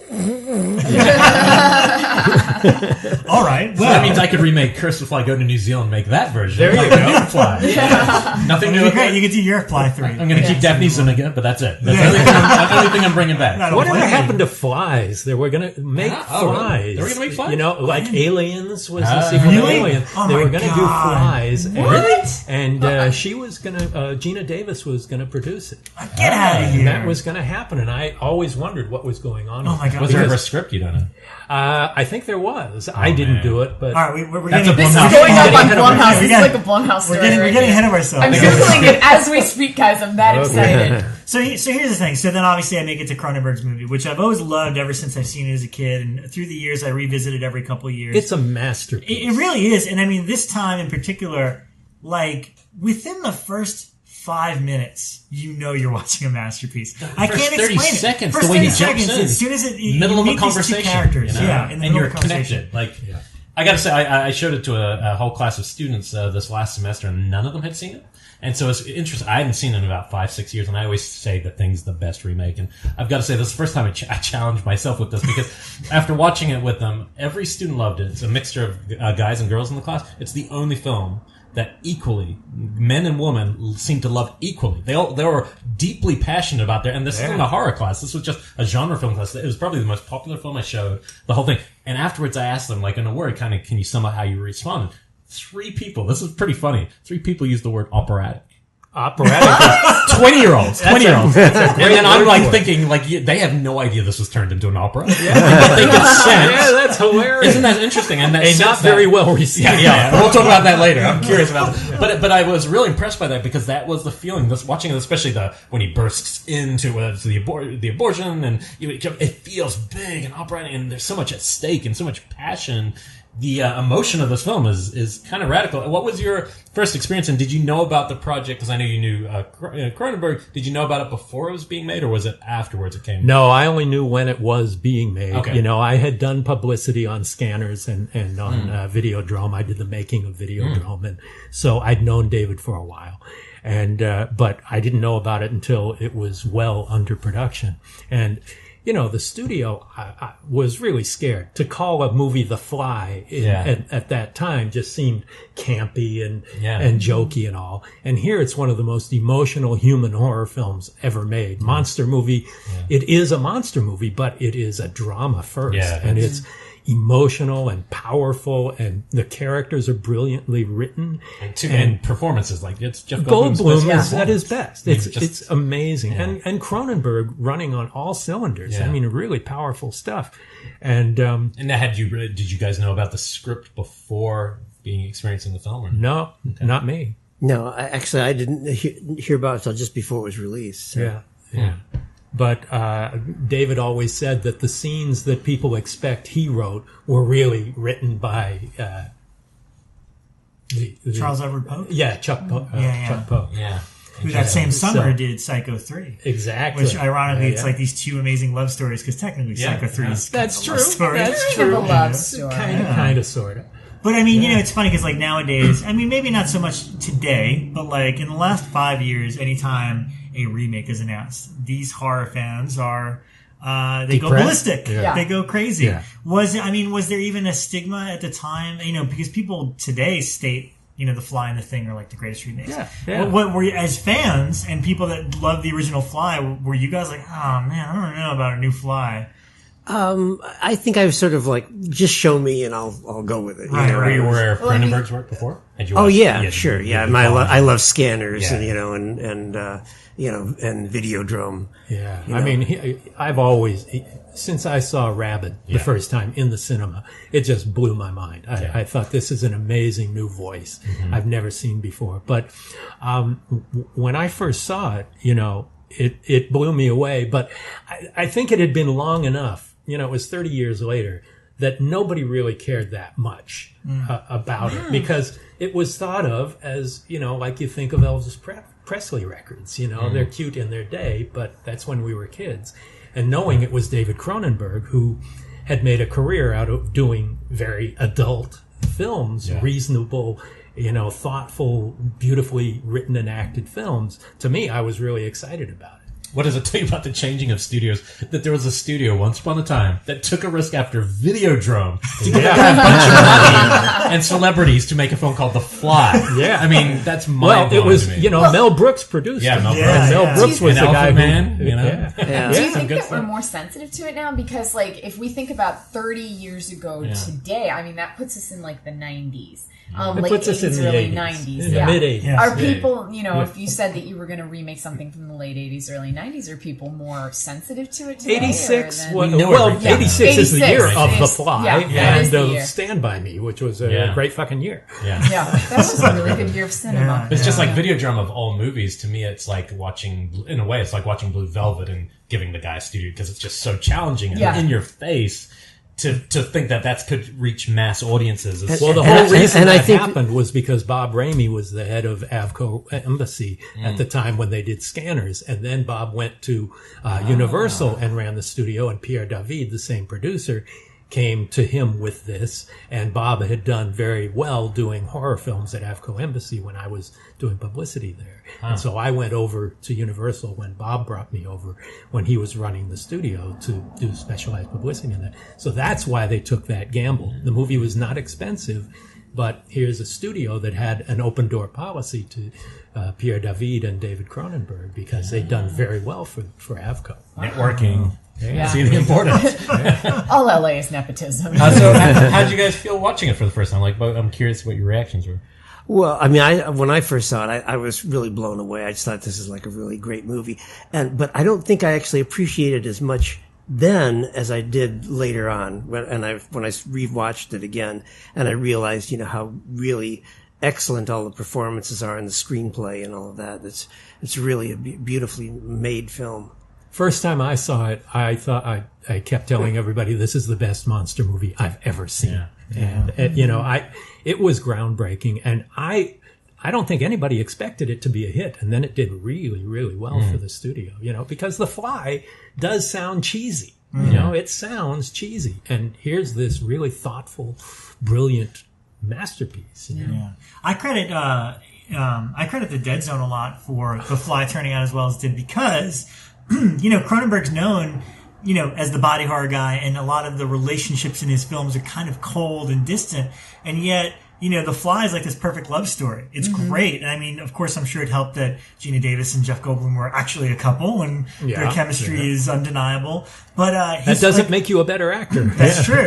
But I thought his first attempt at a really great love story was The Dead Zone. That's one of my favorite movies. And I agree. I think it's a masterpiece too, and I think it's one of the best King adaptations ever. Is that Brooke Adams and Adams and Christopher Walken? She's fantastic. I just thought when you see Walken that, at his best. I mean, most emotional. You cry for Johnny Smith. And ironically, least weird. Like, it's funny. He's playing a weird character, and yet he's not playing the trope that he's developed over time. It's interesting. He's playing a real guy. It's not mannered in any way. I remember seeing him in one of the Inside the Actor Studios, and he was talking about his fear of guns, deep fear of guns. Right. Can't be around guns, can't see guns, and so Cronenberg shot a gun every time he wanted him to do the jolt, the touch, and he said it like got to his core. He just couldn't handle it. And Cronenberg loves guns, by the way. Seriously, Canadians. Seriously, when he would come into L.A. to visit, I would sometimes see him, and he would go. There was a gun shop in North Hollywood that he would regularly visit. Did he hang out into motorcycles and guns? Did he hang out with Phil Spector? He was his connection. Yeah. What do you think? And you might know this because you might have talked to him about it. What do you think was his interest in remaking that? Was it coming from the script and the ideas, or did he have ideas that he wanted to keep pushing in the body horror elements? Yeah, like the transformation. We didn't really talk about that, but I know just from what I had read at the time that there was already an extant script, and that he was drawn to it, but he wanted to make some changes to it, and what I think he did was probably deepen it and the like. Although he says very good things about the Chuck Pogue draft, but do you think there were a lot of scripts being sent to him at that time from Hollywood? Well, he was trying to make, on the DVD and Blu-ray, there's a really great feature-length documentary about the history of this version of The Fly. And he was very desperately trying to make Total Recall. That was his project. That was going for ages. They tried getting that going. Right. And then, God, I wish I wrote it down. The original director on the 1986 Fly had a horrible tragedy where his daughter was, murdered just as he was about to do this movie. I've never heard this. Oh, I mean, it's really... And even to this day, he has not watched the movie because it's such an emotional connection to him.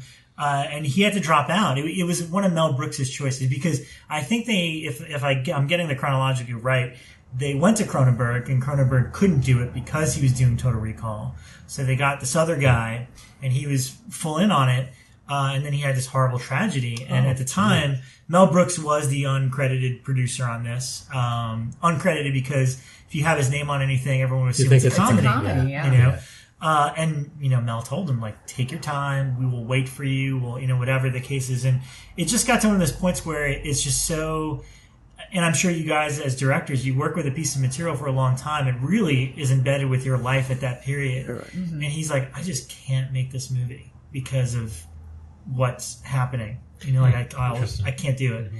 And then it just was a weird timing thing where it went back to David Cronenberg. I think the making of this is just as fascinating as the movie itself. And Mel should get a lot of credit because Mel is the guy who gambled with Cronenberg and David Lynch brought him in to do Elephant Man. I honestly don't think Lynch would have maybe even had a career. Without that moment, because if you hear that moment, it's like he walks in and he describes him as Jimmy Stewart from Mars. And that moment, it's like Jimmy Stewart from Mars. And then you watch Elephant Man, you go, it actually has a lot in common with The Fly, which is it's one of the most emotionally relevant pieces of cinema I've ever seen. You just are hit with emotion. And David Lynch has never done that again. That was the movie he made that film. The art is all there, but in addition to the emotion, so all of those things really interesting choice. Together. It makes you really curious about Mel Brooks' taste. I always want to sit down with Mel Brooks because he doesn't get enough props for the decisions he's made. Well, I worked for him writing Fly too. Okay, here we go. What a segue. We can always come back to The Fly, but let's go back to The Fly. What happened where were you at in your career around the time that The Fly came out, and then what led to The Fly 2? 86 was my second year on Amazing Stories, the second season on Amazing Stories. First year was my first job ever as a screenwriter, and Steven Spielberg asked me to be the story editor on the series. And second season, I was a consultant in this amazing group that met every week, every Friday, to read the scripts and drafts that had come in and give notes. There was Michael McDowell, there was Richard Matheson, there was Bob Zemeckis and Bob Gale, and this group of 12 of us that would meet for a day every week and do all that stuff. So I was there, and I was just starting to get a writing career, a feature screenwriting career off of Amazing Stories. And the first two were Hocus Pocus and Fly 2. Hocus Pocus, which I wrote 8 years before the movie was made, and it was called Disney's Halloween House at that time. And so then Fly 2 was a real change because I'd gone from being the family movie guy, the Spielberg guy, to being the Fly guy and then the King guy. So my career was just starting to happen, making a living as a feature screenwriter, having been a writer for Steven Spielberg on Amazing Stories. And so I kind of didn't do any television after that until the miniseries. When you watched The Fly, and I don't know if it came from your story, but do you think watching that gave you story ideas for what you would do in a sequel? Well, what I wanted to do and what I originally started doing before there was a regime change at Fox was something totally different from what was made. It was a much more serious film, and it had to do with Veronica getting an abortion, but she gets talked out of it by a religious fanatical group. There was a group at the time that would stuff things under your windshield wipers on cars and saying, if you're thinking of an abortion, don't. Come to us, have your baby, and we'll raise it in a good Christian atmosphere. And so I said, that's what's going to happen to Veronica's baby. And this Christian atmosphere was building an army of God, where they would use the techniques that the Russians were using in the 30s to try and exaggerate their abilities, physical and mental and psychic abilities, and make a super race. And that's what Fly 2 was originally going to be before I left to do Critters 2. Hey, DiCaprio. Yeah, there you go. That was number 3. Hey, whatever. The guy who was originally supposed to direct The Fly and then had to leave, his name was Robert Berman. He's the guy who directed Vampire's Kiss. Yes. Oh, wow. That's wow. correct. Yes. Okay. That was the original director on The Fly. So what happened then? If that was your idea, which sounds like a mixture of almost a cult film mixed with a lot of, it seems like well, a lot it had of politics and it had a lot. Yeah. What happened was they changed regime, and Leonard Goldberg, who was Spelling Goldberg, Aaron Spelling's partner in all the TV shows at the time, The Love Boats and all that stuff, came over to run the studio. And Scott Rudin, who is a great producer who's made just tons and tons of really good movies, really artful studio films that have also been big hits. He was my executive on the film and very supportive. And when Goldberg came in, they wanted to change it into a teenage horror movie, which is what it basically became. Yeah. So at the time, I did a rewrite along those lines, and then I got my offer to direct my first movie, which was the timeless classic Critters 2. and without Leonardo DiCaprio. He was late. I stand corrected. But yeah.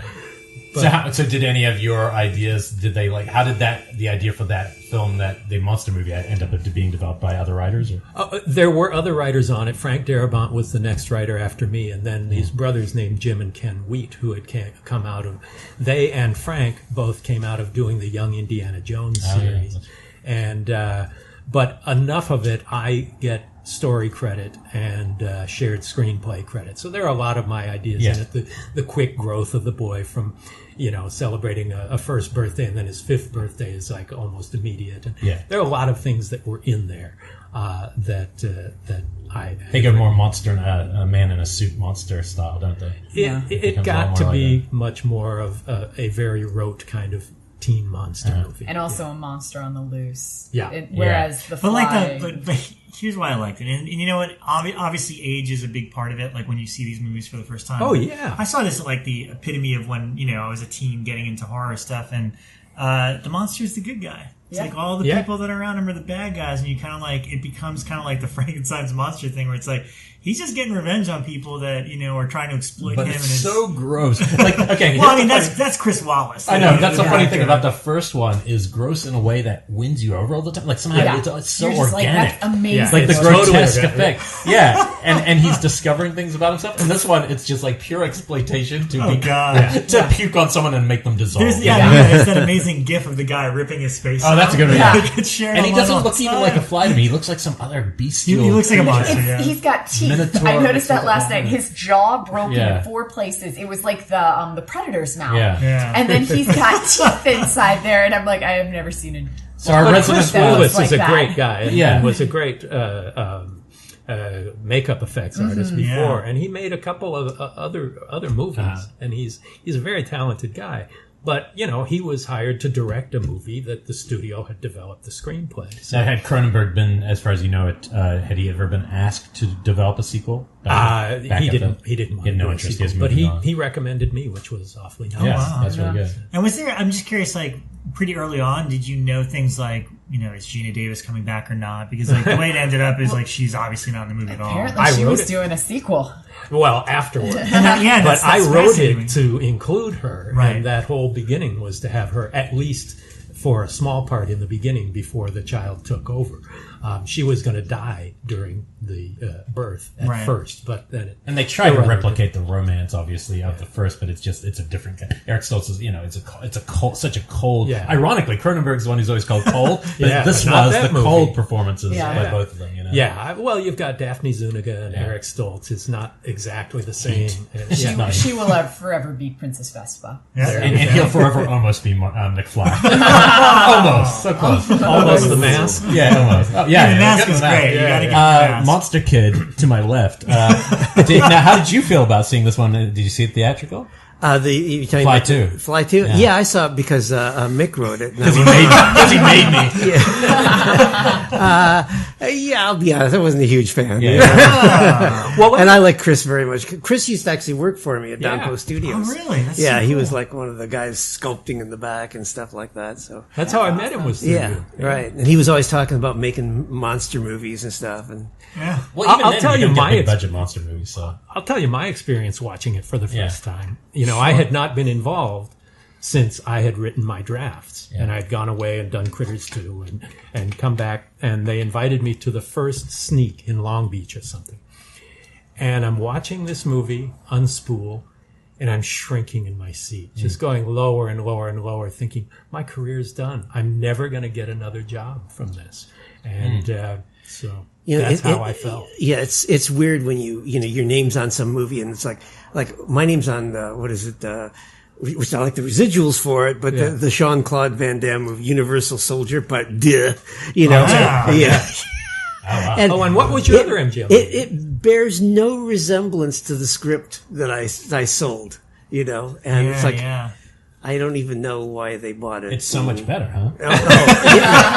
Clearly. There's no dolphin in this one, I assume. The part 2, I don't think. There actually was no even in the original script. There wasn't even anything for Van Damme. No, it was not a Van Damme kind of movie. So I'm actually really. I don't even know if I should admit this to you, but I'm going to anyway because we're friends. I was talking to somebody within the last week about Supernova. Yes, and they're like, "But have you read William Malone's script for it?" And I was like, "No." And he sent it to me. So I haven't looked at it yet, but I'm looking forward to reading your original. Well, it's my friend Steven Scarlatta, and he was just like so like gushing about like you have to read this original script. Oh, it's so real. good. I want to read the original script now. Well, the original script was much more. Here's the problem with it: the script got kicked around Hollywood for a very long time, probably 10 years. And in that time, somebody who made Event Horizon obviously read it.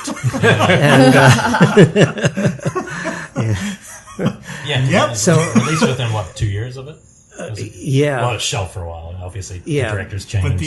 But the idea and the concept. That's interesting. Yeah, so that's what happens. But Wow. And so, the Fly 2 came out, and did it do decently on it? Nah. Not really? It did okay. Well, actually, TV had played forever. Well, my residuals I got one day. I this is weird. I had not really experienced residuals before, and one day I opened the mailbox like a year after the movie had, after the video had come out and all. I got checks totataling $40,000, and it was like, wow. Holy shit! That was my but you're first glad experience. you're credited now. Wow. I know. No taking my name off of that fucker. I think I should have fought for a writer's credit on House on Haunted Hill. Yeah, no kidding. Yeah, it's funny. As a kid, that was one of the couple movies where you knew that something like tonally it's a little off. But for me, it was like that feeling of like I felt dirty.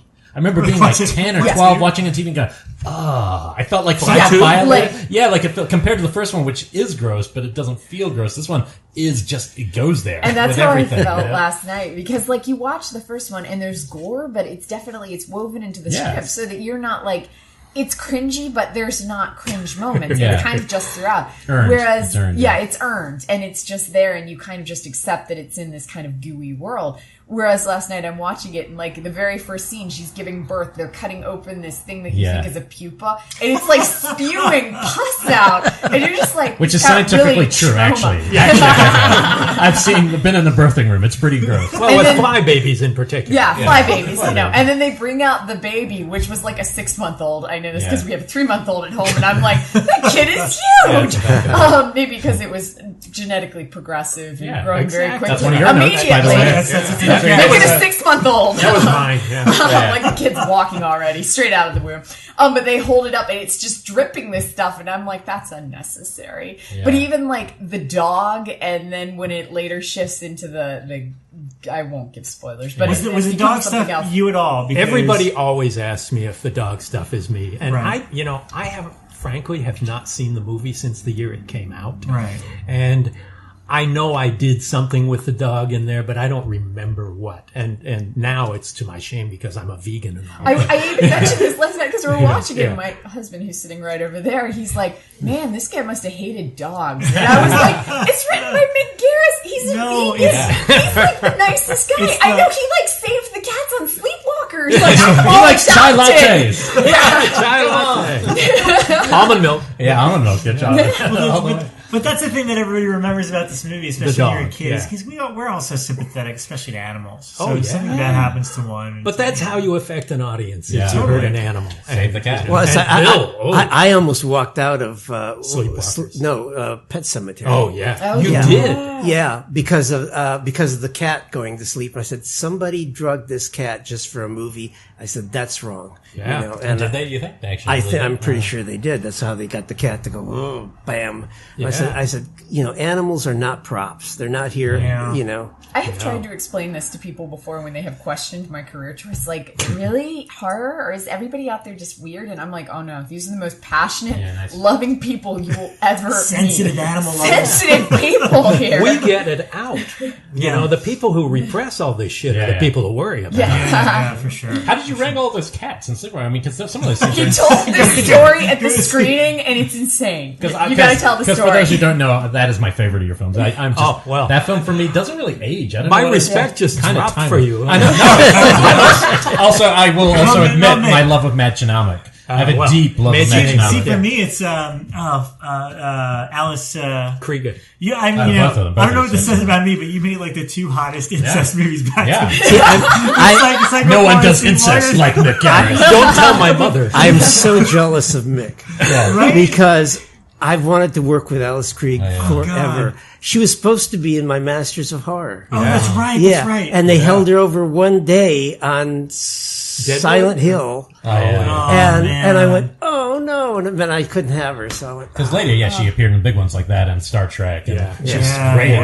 I'm backing up because you have to tell the story of how at the end of Sleepwalkers, there's this scene where literally hundreds of cats are sitting in the front yard of the house. Now, just to clarify so people don't think I'm weird before you tell the story, what I mean by that comment is that Olivia Hussey and Alice Krieger have never looked better than in Psycho 4 and Sleepwalkers. I think they're so beautiful in those 2 movies. I would love to be able to take credit for that, but I think nature has a lot to do with it. But no, they were, they were cast so perfectly for that. It really brought out parts of them that had not been on display before, and I don't mean that the way that sounds. But in some ways I do. Yeah. But, they were... working with Alice was interesting because it was like I was saying, be feline. It's a very tactile kind of role, and she really got into that. She's very tactile and rubbing up against the people that she's acting with. But to get to Bekah's question, the cat story. The cat story. Well, there are a number of cat stories, but that one in particular. These were really well-trained cats. You would think with 126 cats that it would have been a nightmare to work with them and all. But they were also trained to wear little harnesses that were nailed into the ground. So then you're like nailing cats to the ground. They were very happy. Not the actual cats. No, just it was the harness nailed to the ground, not the cat. And but it's so funny to watch because we shot them at slightly high speed, so it was a little bit slow motion when they're running through the streets of the town of Travis, Indiana, and all of their tails are straight up. And I don't know why, but once you realize it, it becomes really kind of comical to see these slow motion cats with tail boners or something. Tail boners. There's another movie that I was reading. It was maybe one of the Howling or Wolfen sequels where whenever you see the wolf, the dog's like wagging its tail and is like really excited. So I guess the cats were like really excited on set. Or something. Yeah. Wow. That's Well, right. you have to tell us about Flies before we move on, because Yeah. I'd never even heard of this. Well, Flies was announced as a sequel several years later, much in the way that Alien became Aliens. 20th Century Fox was going to do the same thing with Flies and act as if Fly 2 never happened. And Gina Davis was producing it, and she was going to star in it.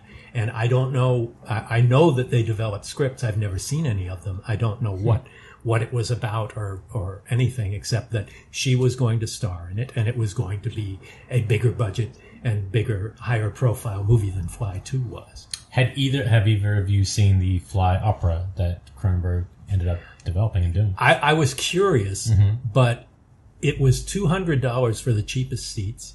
Nobody offered me freebies. And so I said, never mind. I heard you didn't miss out. Well, Did you see it? I didn't see it. No, I heard about it, and I with him.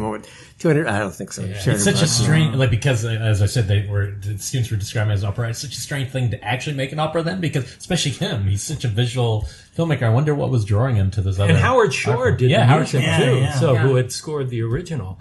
Christopher Young, by the way, did Fly 2 score, Oh, yeah. which is I a love really beautiful Christmas score. stuff's great.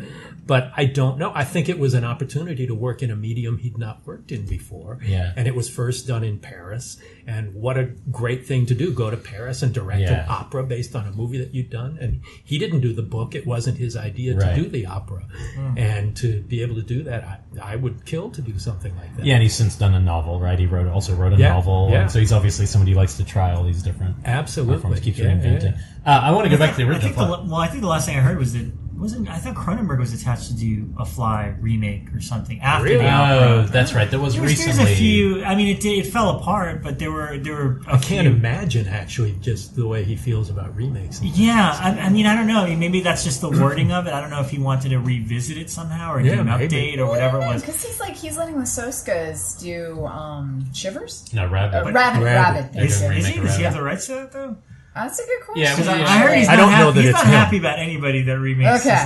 I heard a really funny story about a director that was going to remake Scanners. There have been a lot of attempts to remake Scanners. He was like, Cronenberg's like his hero, and he went up to him, and when he found out he was remaking it, he just like walked away. He was so heartbroken. Good for you. I will say one thing about remakes. Most people don't realize that Maltese Falcon was the third remake. That Of was that the movie. third Yeah. version. It was Yeah. Yeah. Well, I mean, this not is all bad. valid. I mean, how did you guys feel about The Thing and The Thing remake? I mean, was The Thing a beloved film for you guys when you were young? When you first saw it, or? Well, I personally never saw it when it first came out. I mean, Yeah, it I came out never before I was Yeah, born. it came out before I That was was going big to the for Carpenter, movies. right? You always talk about Yeah, and I don't think I ever saw it till maybe in the 70s, I think. And so by the time it came out, I mean, I liked it a lot, but I didn't have that kind of nostalgia reverence that you have, when you see it when you're a little kid or something. And so for me, I thought the Carpenter's remake, and I thought I thought that was a really good way to remake it, just to go back to the original short story. And I thought that was a really cool one. I think they both sort of stand on their own. They're very different films, but the Carpenter film is, I think, also a masterpiece. Yeah. And I just interviewed him last week for the Scream Factory Blu-ray, special edition Blu-ray they're doing. And I had done publicity on the film, and I did the making of the thing and went up to British Columbia and shot it, and was on the glacier and all that stuff, and stayed with the crew on a logging barge off of Stuart British. But where were you when the reviews came in? And John had to read them by himself. Well, actually, I had met John just when he was shooting. I think for the first time when he was shooting. I'd met him before that. On the refrigerated stages? Yeah, on the refrigerated stages. And I went over on the set when they were shooting it.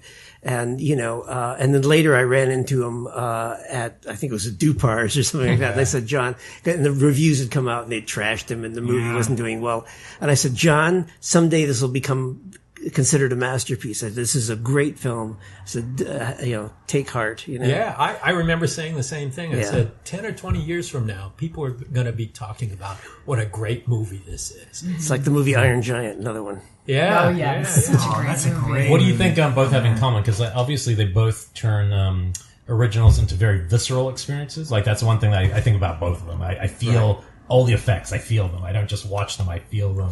What are the other strengths? Because these are, I can't think. What else would be in the conversation? Best remakes in a genre. I think those two are almost. Yeah, I mean, they are certainly the big ones. Oh yeah.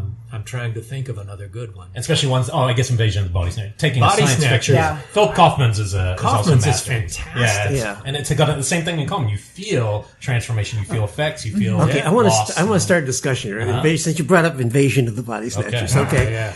Can anyone tell me what actually is what goes on in that story?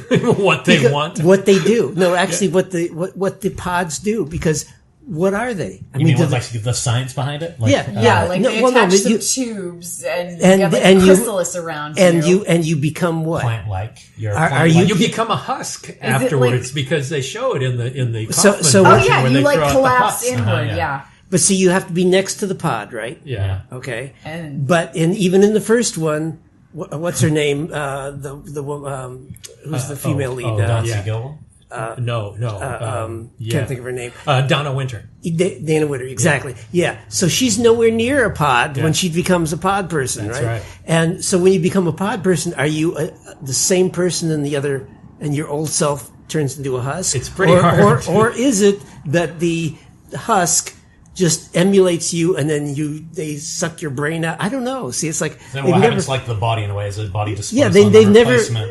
And no one's ever actually come to grips with what that is. Art Hindle, they show him throwing out his husk in the Kaufman. Yeah, it seems like it's growing side by side. But it is a side by side. In the update that there's tubes and that it's sucking your life fluid out somehow and thus leaving a husk. But they made two more, right? They did the Abel Ferrara one. Which I love. Military base, good. And then Nicole Kidman. Yeah, called Invasion, and it's kind of that one's pretty weak and doesn't. Yeah. It doesn't go into the horror at all. It's very it's wimpy, actiony sci-fi. Yeah.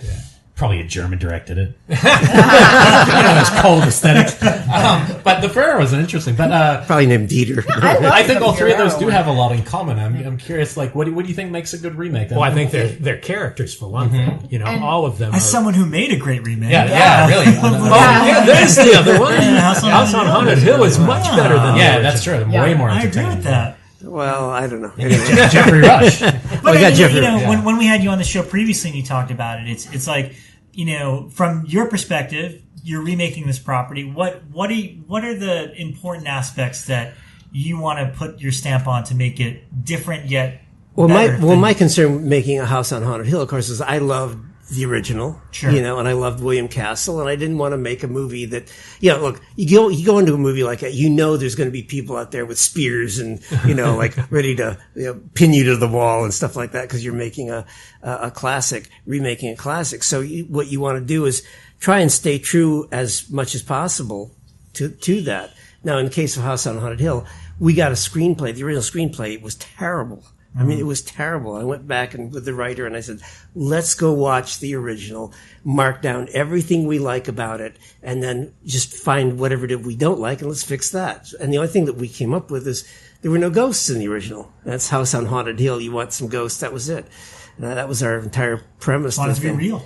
Yeah. And a theme park ride. Right. Yeah, which I love because it is such just like lending itself to Castle. And the whole concept of the showmanship. Totally. Notice I'm not saying that Mick remade a movie because you did not remake The Shining. You did movie. Adaptation. You adapted the book. I think that's a huge difference because it is not purposeful. To most people, but to but you purposely don't touch because that's just this pure pure cinema thing. Yeah. Well, really not. I don't think Kubrick cared much for the story. We had to pay Kubrick $1.5 million to make the miniseries. Wow. People don't know that. Oh, no. Wow. He got $1.5 million. And was he happy about it? Did he care a lot? I don't think he gave a shit. I don't think he ever saw it. Wow. Interesting. So, did you? I only heard the story like a week ago, and I don't know if you've ever heard it. If it's true, I love it. It was that Kubrick in the middle of 2 a.m. called Stephen King just before he started shooting the film. He hadn't started shooting it, and he calls him at 2 a.m. and Stephen King picks it up and he just says, "Stephen, I just got one question for you." And he's like, "What is it? Do you believe in God?" And Stephen's like, "Yeah." And he goes, "Okay." And no, and then he hung up. I've never heard that. And that's what informs the movie is this weird phone call where he's like, "Oh." No, I think he didn't say okay. He said, "Oh." dot. Sorry, I wrote the punchline. He said, "Oh," as if like, "Uh-oh," I guess, and almost as if he knew it wasn't going to work for King because he was doing this totally other. So, which is kind of fun. But I am curious with what you're doing because you really are trying to adapt the novel, and you talk to Stephen, I assume, a lot about how to do because he was. You're talking about a guy who felt burned by a project, right? Yeah. And he wrote the screenplay, and he wrote a script for. Yeah. Kubrick, who never used it, and that book was something really personal to him. That novel is a very internal Stephen King story, fulfilling the guilt that you feel as a father for wanting to hurt your child who's misbehaving and a guy who was drinking. And who also has a new book out, Joe Hill's. Well done, Joe Hill. You survived your father's abuse and torment at the hotel. And King, of course, has his own new book. Right. Yeah, they both survived. Yeah. But, it was really personal to him, and I think it really hurt him emotionally. That story was really under the skin for him. And he was drinking at the time. He was, abusing.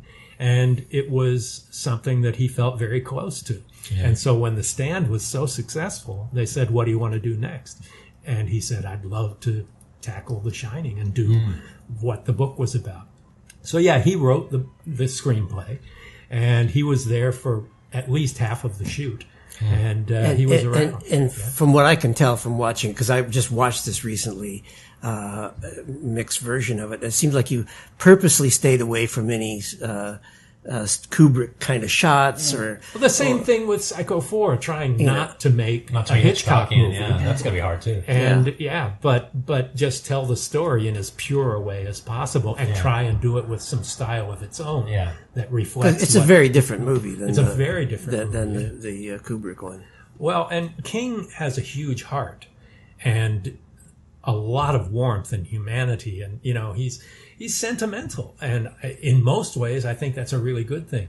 Kubrick is anything but sentimental, and that film is anything but sentimental. When it came out, I didn't appreciate it because I loved the book so much. You and just about every other horror film. Yeah, well, and everyone, the reviews at the time, people don't know this, people who are your age, they were terrible, uniformly terrible. But I now think it's a great Kubrick film, but it's just not a great adaptation of a King novel that I felt so. Yeah, it's probably an advantage. I hadn't read it, so I think that's an advantage. Just see this vision of this thing. Yeah, people who saw the Kubrick film first think it's superior to the book because that's their, your first Mexican restaurant you eat at is the best Mexican restaurant, Mexican food you've ever had or ever will. Yeah, it's that's interesting. So, of those three that we were talking about originally, do you guys think The Fly is the greatest remake, or do you think that The Fly and The Thing are kind of hard to distinguish? I would have to go for The Fly because I think it's just the humanity in it and the performances in it are really wonderful. The Thing is a great remake, but I'd have to go with The Fly. I think they're equally great for different reasons, and I think the reasons Bill just gave are you can shed a tear watching Cronenberg's movie, and many people do. I mean, it's heartbreaking and. To be able to affect an audience emotionally that deeply is not an easy thing to do. Within the framework of a horror picture, particularly. Yeah. But then again, The Thing is in such a unique location. They actually went to the glacier, built the outpost in the summer and let it snow over in the winter and shot that way. And, it's a film that feels every bit of its frigidness and what Rob Bottin did with the makeup effects and everything. It was such a different experience. You know, it's interesting when I watched it. I watched that as well recently, and it became clear to me it's something, a kind of movie that would never get made now. It's a guy movie. Yeah, totally. You know, which even the original one had and I think Carpenter was trying to recreate that thing that was kind of in the 50s. You know, I mean, like 20,000 Leagues Under the Sea. It's a guy movie. There's no women right. and those are kind of a movies, sausage party, right? that nobody would make anymore. No studio would ever greenlight that. Except they remade it. But they had to put Mary. Well, exactly. But wait, they put a woman in as the lead scientist in charge because we can't. Well, I feel like Neil Marshall kind of did the flip for a Descent. That's why I remember loving that about the Descent was that it felt like he literally was doing the thing but for a woman. Yeah, and I thought that was so cool. And that's a very cool thing. Yeah, it works. Yeah. It works. It's also believable without no one has to play a stereotype role. Not at all. Yeah, and that's a great movie. That as far as scary movies go, The Last it Ticket has is definitely so one of much tension and suspense and Oh, yeah. and claustrophobia, and I'm claustrophobic. And just watching that movie in a big theater, I felt like I couldn't breathe. It's that location shooting between that and the thing that they both have this feeling of place and time. A verisimilitude, you know? Yeah, exactly. My last Fly 2 question from that. Back to the fucking Fly 2. Hear that? I think you might have sort of hinted at this to me. So when you first met Frank Darabont, wasn't one of the first conversations you had about The Fly? Or what, So what was that conversation like? It was after the fact. Okay. So it was just that, it was great working with Mel, wasn't it? We didn't really talk that much about what the movie was. Right. But that it was, That's why it's like you recognize yourselves like, well, you're the other guy that wrote it. Yeah. Like walk up and high five. But we became friends, and Frank is a great guy. And he's also a guy who really has a lot of will about his vision. Mm-hmm. And it has been successful enough to be able to impose that will. And when he's opposed, he doesn't take it well, and rightly so. But that was a movie where he was the second writer hired, and then the Wheat brothers were after him. So being the guy in the middle, is not the best place to be on a movie. So I don't know what he feels about it. Maybe he likes it. Maybe he doesn't. I'm not sure. I can't imagine that it's one of his favorite things on his resume. But who knows? Yeah. I'm going to ask one day. Well, when I met Stephen King the first time, he said, boy, I got to tell you, I love Fly too. And I just smiled and ate shit. You just said, I love Maximum Overdrive. I'll take it. Speaking of dead animals. Yeah. And speaking of lots of drug use. That's the time right there. Oh man! Well, the Fly Chat was fun. Thank you guys. Thank I you. know it was a weird, crazy idea, and I thank you all for partaking in it. Yes. It was a blast going in all the tributaries. Yeah. Now we also want to know what you guys are up to because we know through Facebook that you just got back in the country from shooting. Shooting a new series called Dead of Summer for the same network. I did. Ravenswood and Pretty Little Liars and Shadowhunters. Is that CW or is it Freeform? It's like it used CW. to be ABC Family. It's now Freeform. So I'm going back next week to do another one. So it's a summer camp. They call it John Hughes meets The Shining. Oh, so I wonder why they hired me. Yeah, the John Hughes part. Yeah. So in a new novel. New novella just came out called Ugly, and there's a movie I'm putting together, an anthology film with 5 directors called Nightmare Cinema that we're in the hopefully final stages of getting that funded and going to do it all in LA. A very small budgetary scale. Have the filmmakers been attached yet, or is it out there? Yeah, it's me, Joe Dante, Who? Ryuhei Kitamura, David Slade, and Alejandro Brugués. I wanted this to be something really international. Yeah. And they're all brilliant guys. And do you feel like every year you're going more international? Because I know you were flown to Mexico a bunch of Yeah, times. you were just in Mexico for shoots. You're getting around. Well, a movie I was going to do there last summer fell apart a week before I was going to go down to start prep. And it was in Spanish, which I don't speak. Yeah. So that would have been an interesting experience. That's why I took it. It was written by a brilliant screenwriter and novelist there, who's this beautiful young woman, Sandra Becerril, and She actually has written an episode of Nightmare Cinema. Oh, cool. She's written the one that Ryuhei Kitamura is directing. So a Mexican writer, a Japanese director. That's cool. Oh, that is cool. How are you enjoying TV these days compared to the Freddy's Nightmares days? Well, I'm sure it's a big difference now. Yeah, it depends on the show. I mean, there's you're still sprinting. You start every day walking and end every day sprinting, and but the production values are so much better. The tools you're given are so much better because they're competing with feature films. People watch feature films on television, on their big screen and surround sound, and so television has to. It's getting a lot more cinematic. And, like Penny Dreadful is my favorite thing on television. We were just talking about that during the intro. I heard it really knocks me out. I gotta say, I'm surprised that it can keep getting better too. Talk about operatic, Shakespearean. Well, something I'm saying I didn't get to say at the top of the show, and we talked about it just before you guys came on. Is the mind-blowing thing about the show? One writer. Every episode. Not this season. John Logan. Really? I've seen his name almost every time. There have been other writers on this. Every time I've looked at the credits, it's like John Logan. I'm like, whoa, how do you... Well, until this season, that's true. But it's a magnificent show.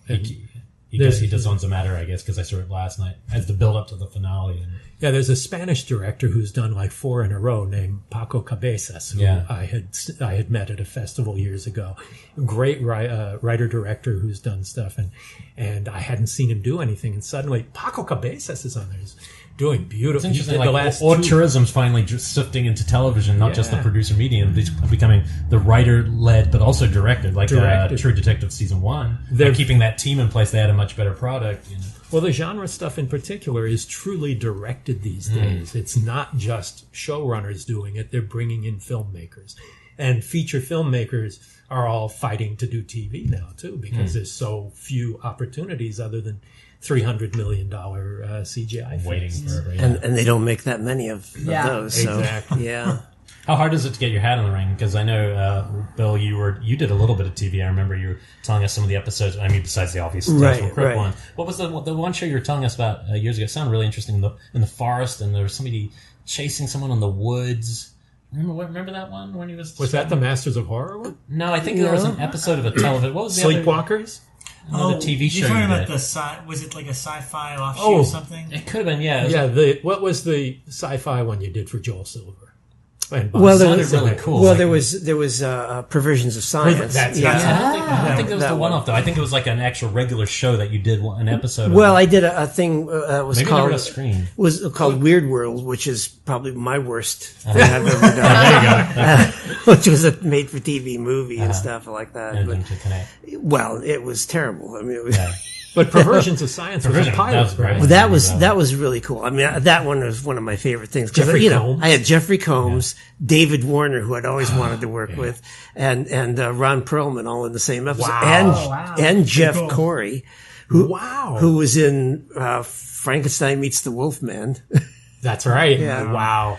So that was a pretty cool episode. But now, once you're up and running as a director and you've been doing it for years, is it really hard to get back into TV, like to somehow get your management or agent or whatever it is to get on there? Yeah, because the thing is that it's funny, they still see it as sort of separate, even though I've done a lot of television. Once you've been doing features for a while, which is sort of the problem I've had is, I'm sort of thought of as a feature director and writer, and to now get back into doing TV is really tricky. So it's probably something I'm going to put more energy into soon. Yeah, I think the style would really suit it right now. Oh, like the kind of things you do, and that could really up that's the why level we of what brought they're writing. Yeah, that's why we brought him in for Masters. And the others. The others, yeah, but Masters, that was a great opportunity because he did a great job producing it. But yeah, I mean, it's like I tried to put together the Thallium's box, which was considered too weird. It looked awesome. And did you learn anything from like the social media and the Kickstarter and all this, like diving into? Have you learned something? Well, yeah, actually, the biggest thing I learned about Kickstarter is I didn't I was just like a babe in the woods. I went in there, you put your thing in, people put in money and it's great. No, what I found out about Kickstarter is that most of those stuff are already pre-financed. And they go in there and, it's like if they say, we got our money within the first 2 days, well, that's because it was already pre-financed. They're using Kickstarter as to go to distributors and say, look, see how much interest we had in our movie? And you can buy your own way in by using your own money. It only costs you a small amount of money to that's to a little do disheartening. Yeah, so it was trying to do it from the small, like you did by fan based, right? Really trying to do. Same with Stuart Gordon, obviously for Nevermore, which also didn't make it, and that was like truly kind of shocking as a fan. I remember being in that process and then going, "Really, that's not going to get it." But crowdsourcing is so difficult, it's very difficult. difficult. How many things can you contribute to? Yeah, exactly. It's overwhelming. I'm constantly being asked to give money to crowdsourced films, and I just there's no way. You've got so many friends; it's going to be hard to. And running the crowdsourcing campaigns is just as big full-time as job. It's a full-time job doing that. But so I'm not going back there. But I haven't given up on that project, because I still think it's a really cool film. But it is weird. I mean, I'll give it that. So, but I never thought weird was bad, because in the 80s, that's what movies were. You could have all kinds of like weird plots and weird characters and stuff. Could you imagine adapting it to television? Because it seems like weird could go on TV better. Oh, yeah. No, actually, and you could make a TV series out of it for sure. Oh, yeah, it seems big. Like, we were just talking about Darren Bousman's Abattoir before. Similar kind of thing. I feel like it's a big, strange vision that he had multiple failures at getting it off the ground and then kept doing it and eventually... But if you're filmmakers, it's just par for the course. I mean, I don't know how many projects Mick has had that's like were his pet projects that didn't get made. So many. And it's what happens. I mean, I had stuff with Giger and I had a lot of different projects. But I'm working on. I've got one screenplay I just finished, which is sort of classical horror, kind of goes back to really classic horror tropes, and then I've got another script which I'm just starting, which is oddly enough not a horror picture. It's a true crime thing, which is it's just so bizarre. It's almost a horror movie in itself. So I won't say more about it. But James Ellroy true crime story. It's more like Fargo. Only all true. Nice. Oh wait, but it's all true, and you go, why hasn't somebody done this? This is like insane. It's just so. Then don't tell anybody. I won't tell you. Anyway, but yes, so the battle goes on. What about, it's a reason to write books too. It's because you don't have anything between you and the audience but the page. It's no notes. No notes. No budgets. No schedules. No location difficulties. No egos. It's really for me, writing a book is like a vacation. Yeah. Wow. And you're quick at it too. He's the fastest writer I know. It's like I wish. Well, I used to think, wow, if I put more work into it and more time into it, it'd be so much better. But if it doesn't come out quickly, it's because it's shitty. It's because it's not working. So people work in different ways. Yeah. I'm curious because obviously you really enjoyed The Descent. Post 2005, kind of the recent last few years of stuff. Something we talked to Mike Flanagan about recently was this weird backlash that happens to some of these big festival movies. Then they come out and everyone's like, "Oh, that's The Witch isn't horror," or "It Follows" is overrated. Like this kind of overrated. But of those movies, that do you guys stay on top of them, and which ones have kind of have connected to you? Well, we've been going to them. I mean, both of us. And I go to festivals all around the world all the time. And I liked The Witch. I thought it was great. I loved The Invitation. Yeah. That was amazing. And The Green Room. Yeah, Green Room is plus Blue Ruin was so good. It's not a horror movie, but the same filmmaker. And I love finding new voices. But there's so few of them, unfortunately, now. And they all tend to be the festival ones, rather than the studio. And VOD. And how do you choose? You go to iTunes or Google Play or something and go, I don't know, Voodoo. I don't know. What you have to do is listen to a Shockwaves podcast for your recommendation. Which I know you do. Yeah. Occasionally you probably get it right. Bekah's Best 10 of 2015. Yeah. Go into the vaults. Exactly. But was there anything? I mean, The Witch. I'm always curious because to me, the period authenticity was just so rich. Fantastic. I don't know how somebody couldn't like that film. It felt like it was completely in its own world. For some people, it's too slow a burn, but not for me. Well, and that's probably why it didn't. People didn't like it any more than they did. I was teaching film over at LA Film School as Mick were, and I ran Alien for my students. Right, Snore, and I went, "This is a masterpiece." They were like.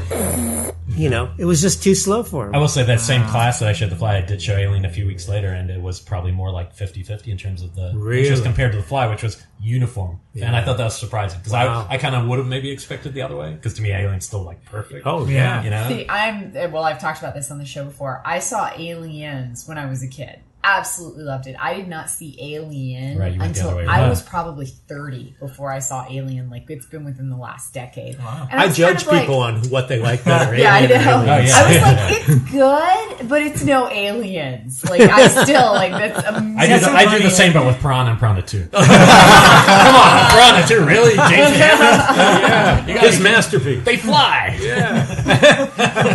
Isn't that the tagline? Piranha 2, they fly. That's pretty good. But any new discussion of new movies should not go without mentioning Babadook, which I thought was a true vision of a film. Swear to God, I met some Australians 2 days ago. I was just in Australia, and they had just told me they had seen It Follows. They didn't know I was into horror. And they go, "Oh, we just saw this movie, It Follows, so amazing." They're raving about it. And I said, "Have you seen Babadook?"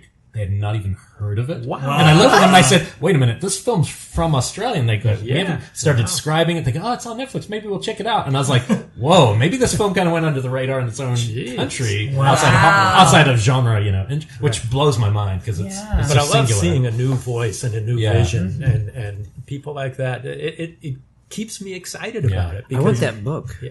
They did a limited release. Yeah. They did a couple of limited releases. They were like ridiculously expensive. But they were awesome looking. Yeah, it's so good and beautiful. The Monster Kid side. Have you seen anything that kind of satisfies that same feeling as when you're a kid? Like, oh wow, they really made a real monster. Something like just feels tactile. And the problem is, I just saw James Wan's movie, which I thought was Conjuring great. 2. Which I thought was great fun.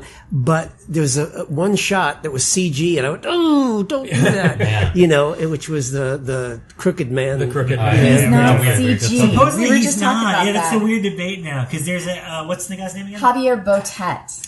No, obviously it was not CG in most of it. There was it seemed like it was one shot. Oh, there's always going to be something. They'll always cover up. And yet the human side, like the demon thing, the nun, is just frightening. The parts where he just organically weaves it so well together. Yeah. And the first half is really good. Really good. Yeah, that's the story. I'm more interested in the Warrens part of that. The Warrens are not interesting characters. Well, it's, we were talking about we're just talking about them as people earlier in the show and whether they should be superheroes. Yeah, whenever like the real something.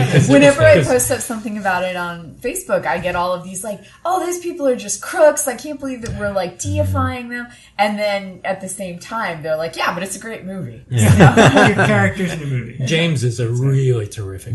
Top of his game. He's really great stuff. If you do Masters Horror next Legacy, hey, we asked him, but he wasn't available. Oh, back then you asked him. Back then, Oh, wow. Yeah. Yeah, there were Wes Craven wanted to do one, and George Guillermo Romero. del Toro. Guillermo was going to do one, but just didn't work into the schedules because once you're booked, I know. You got 10 days of shooting. The next one starts on day 11, and you have to book everybody.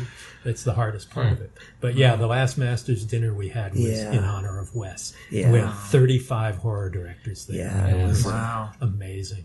He was such a lovely man. He was a great guy. Yeah. Well, then we'll direct you to our tribute to Wes Craven episode where we because as you were a jump cut regular, that was we locked the door and somebody walked around the back and said Wes Craven just died. The second we locked the door, on the day we were leaving, it was unbelievable because he had come there. I was the last sandwich. That's right. I bought the that. last sandwich was the Craven. That's the tuna sandwich. It was just these people mean something, their work. So that's for sure. It's rich stuff. And he was also a terrific human being. Good guy. Yeah. On that note, please check out the past Killer POV episode, which was a tribute to Yes, to both of them. I posted them on the Facebook page because they're a lot of fun. Both of your guys, which are awesome. Yeah, and we really do appreciate it. Thank you, Mick. Thank you. Thank you. Good hanging with friends. Conversation with us. It's a lot of fun, and stick around. We got a lot more fun episods on the horizon. Cool. Yeah. So really appreciate it. Thanks, Can we go out with your Fly rendition? Help, Mo! Help, Mo! Much more happy.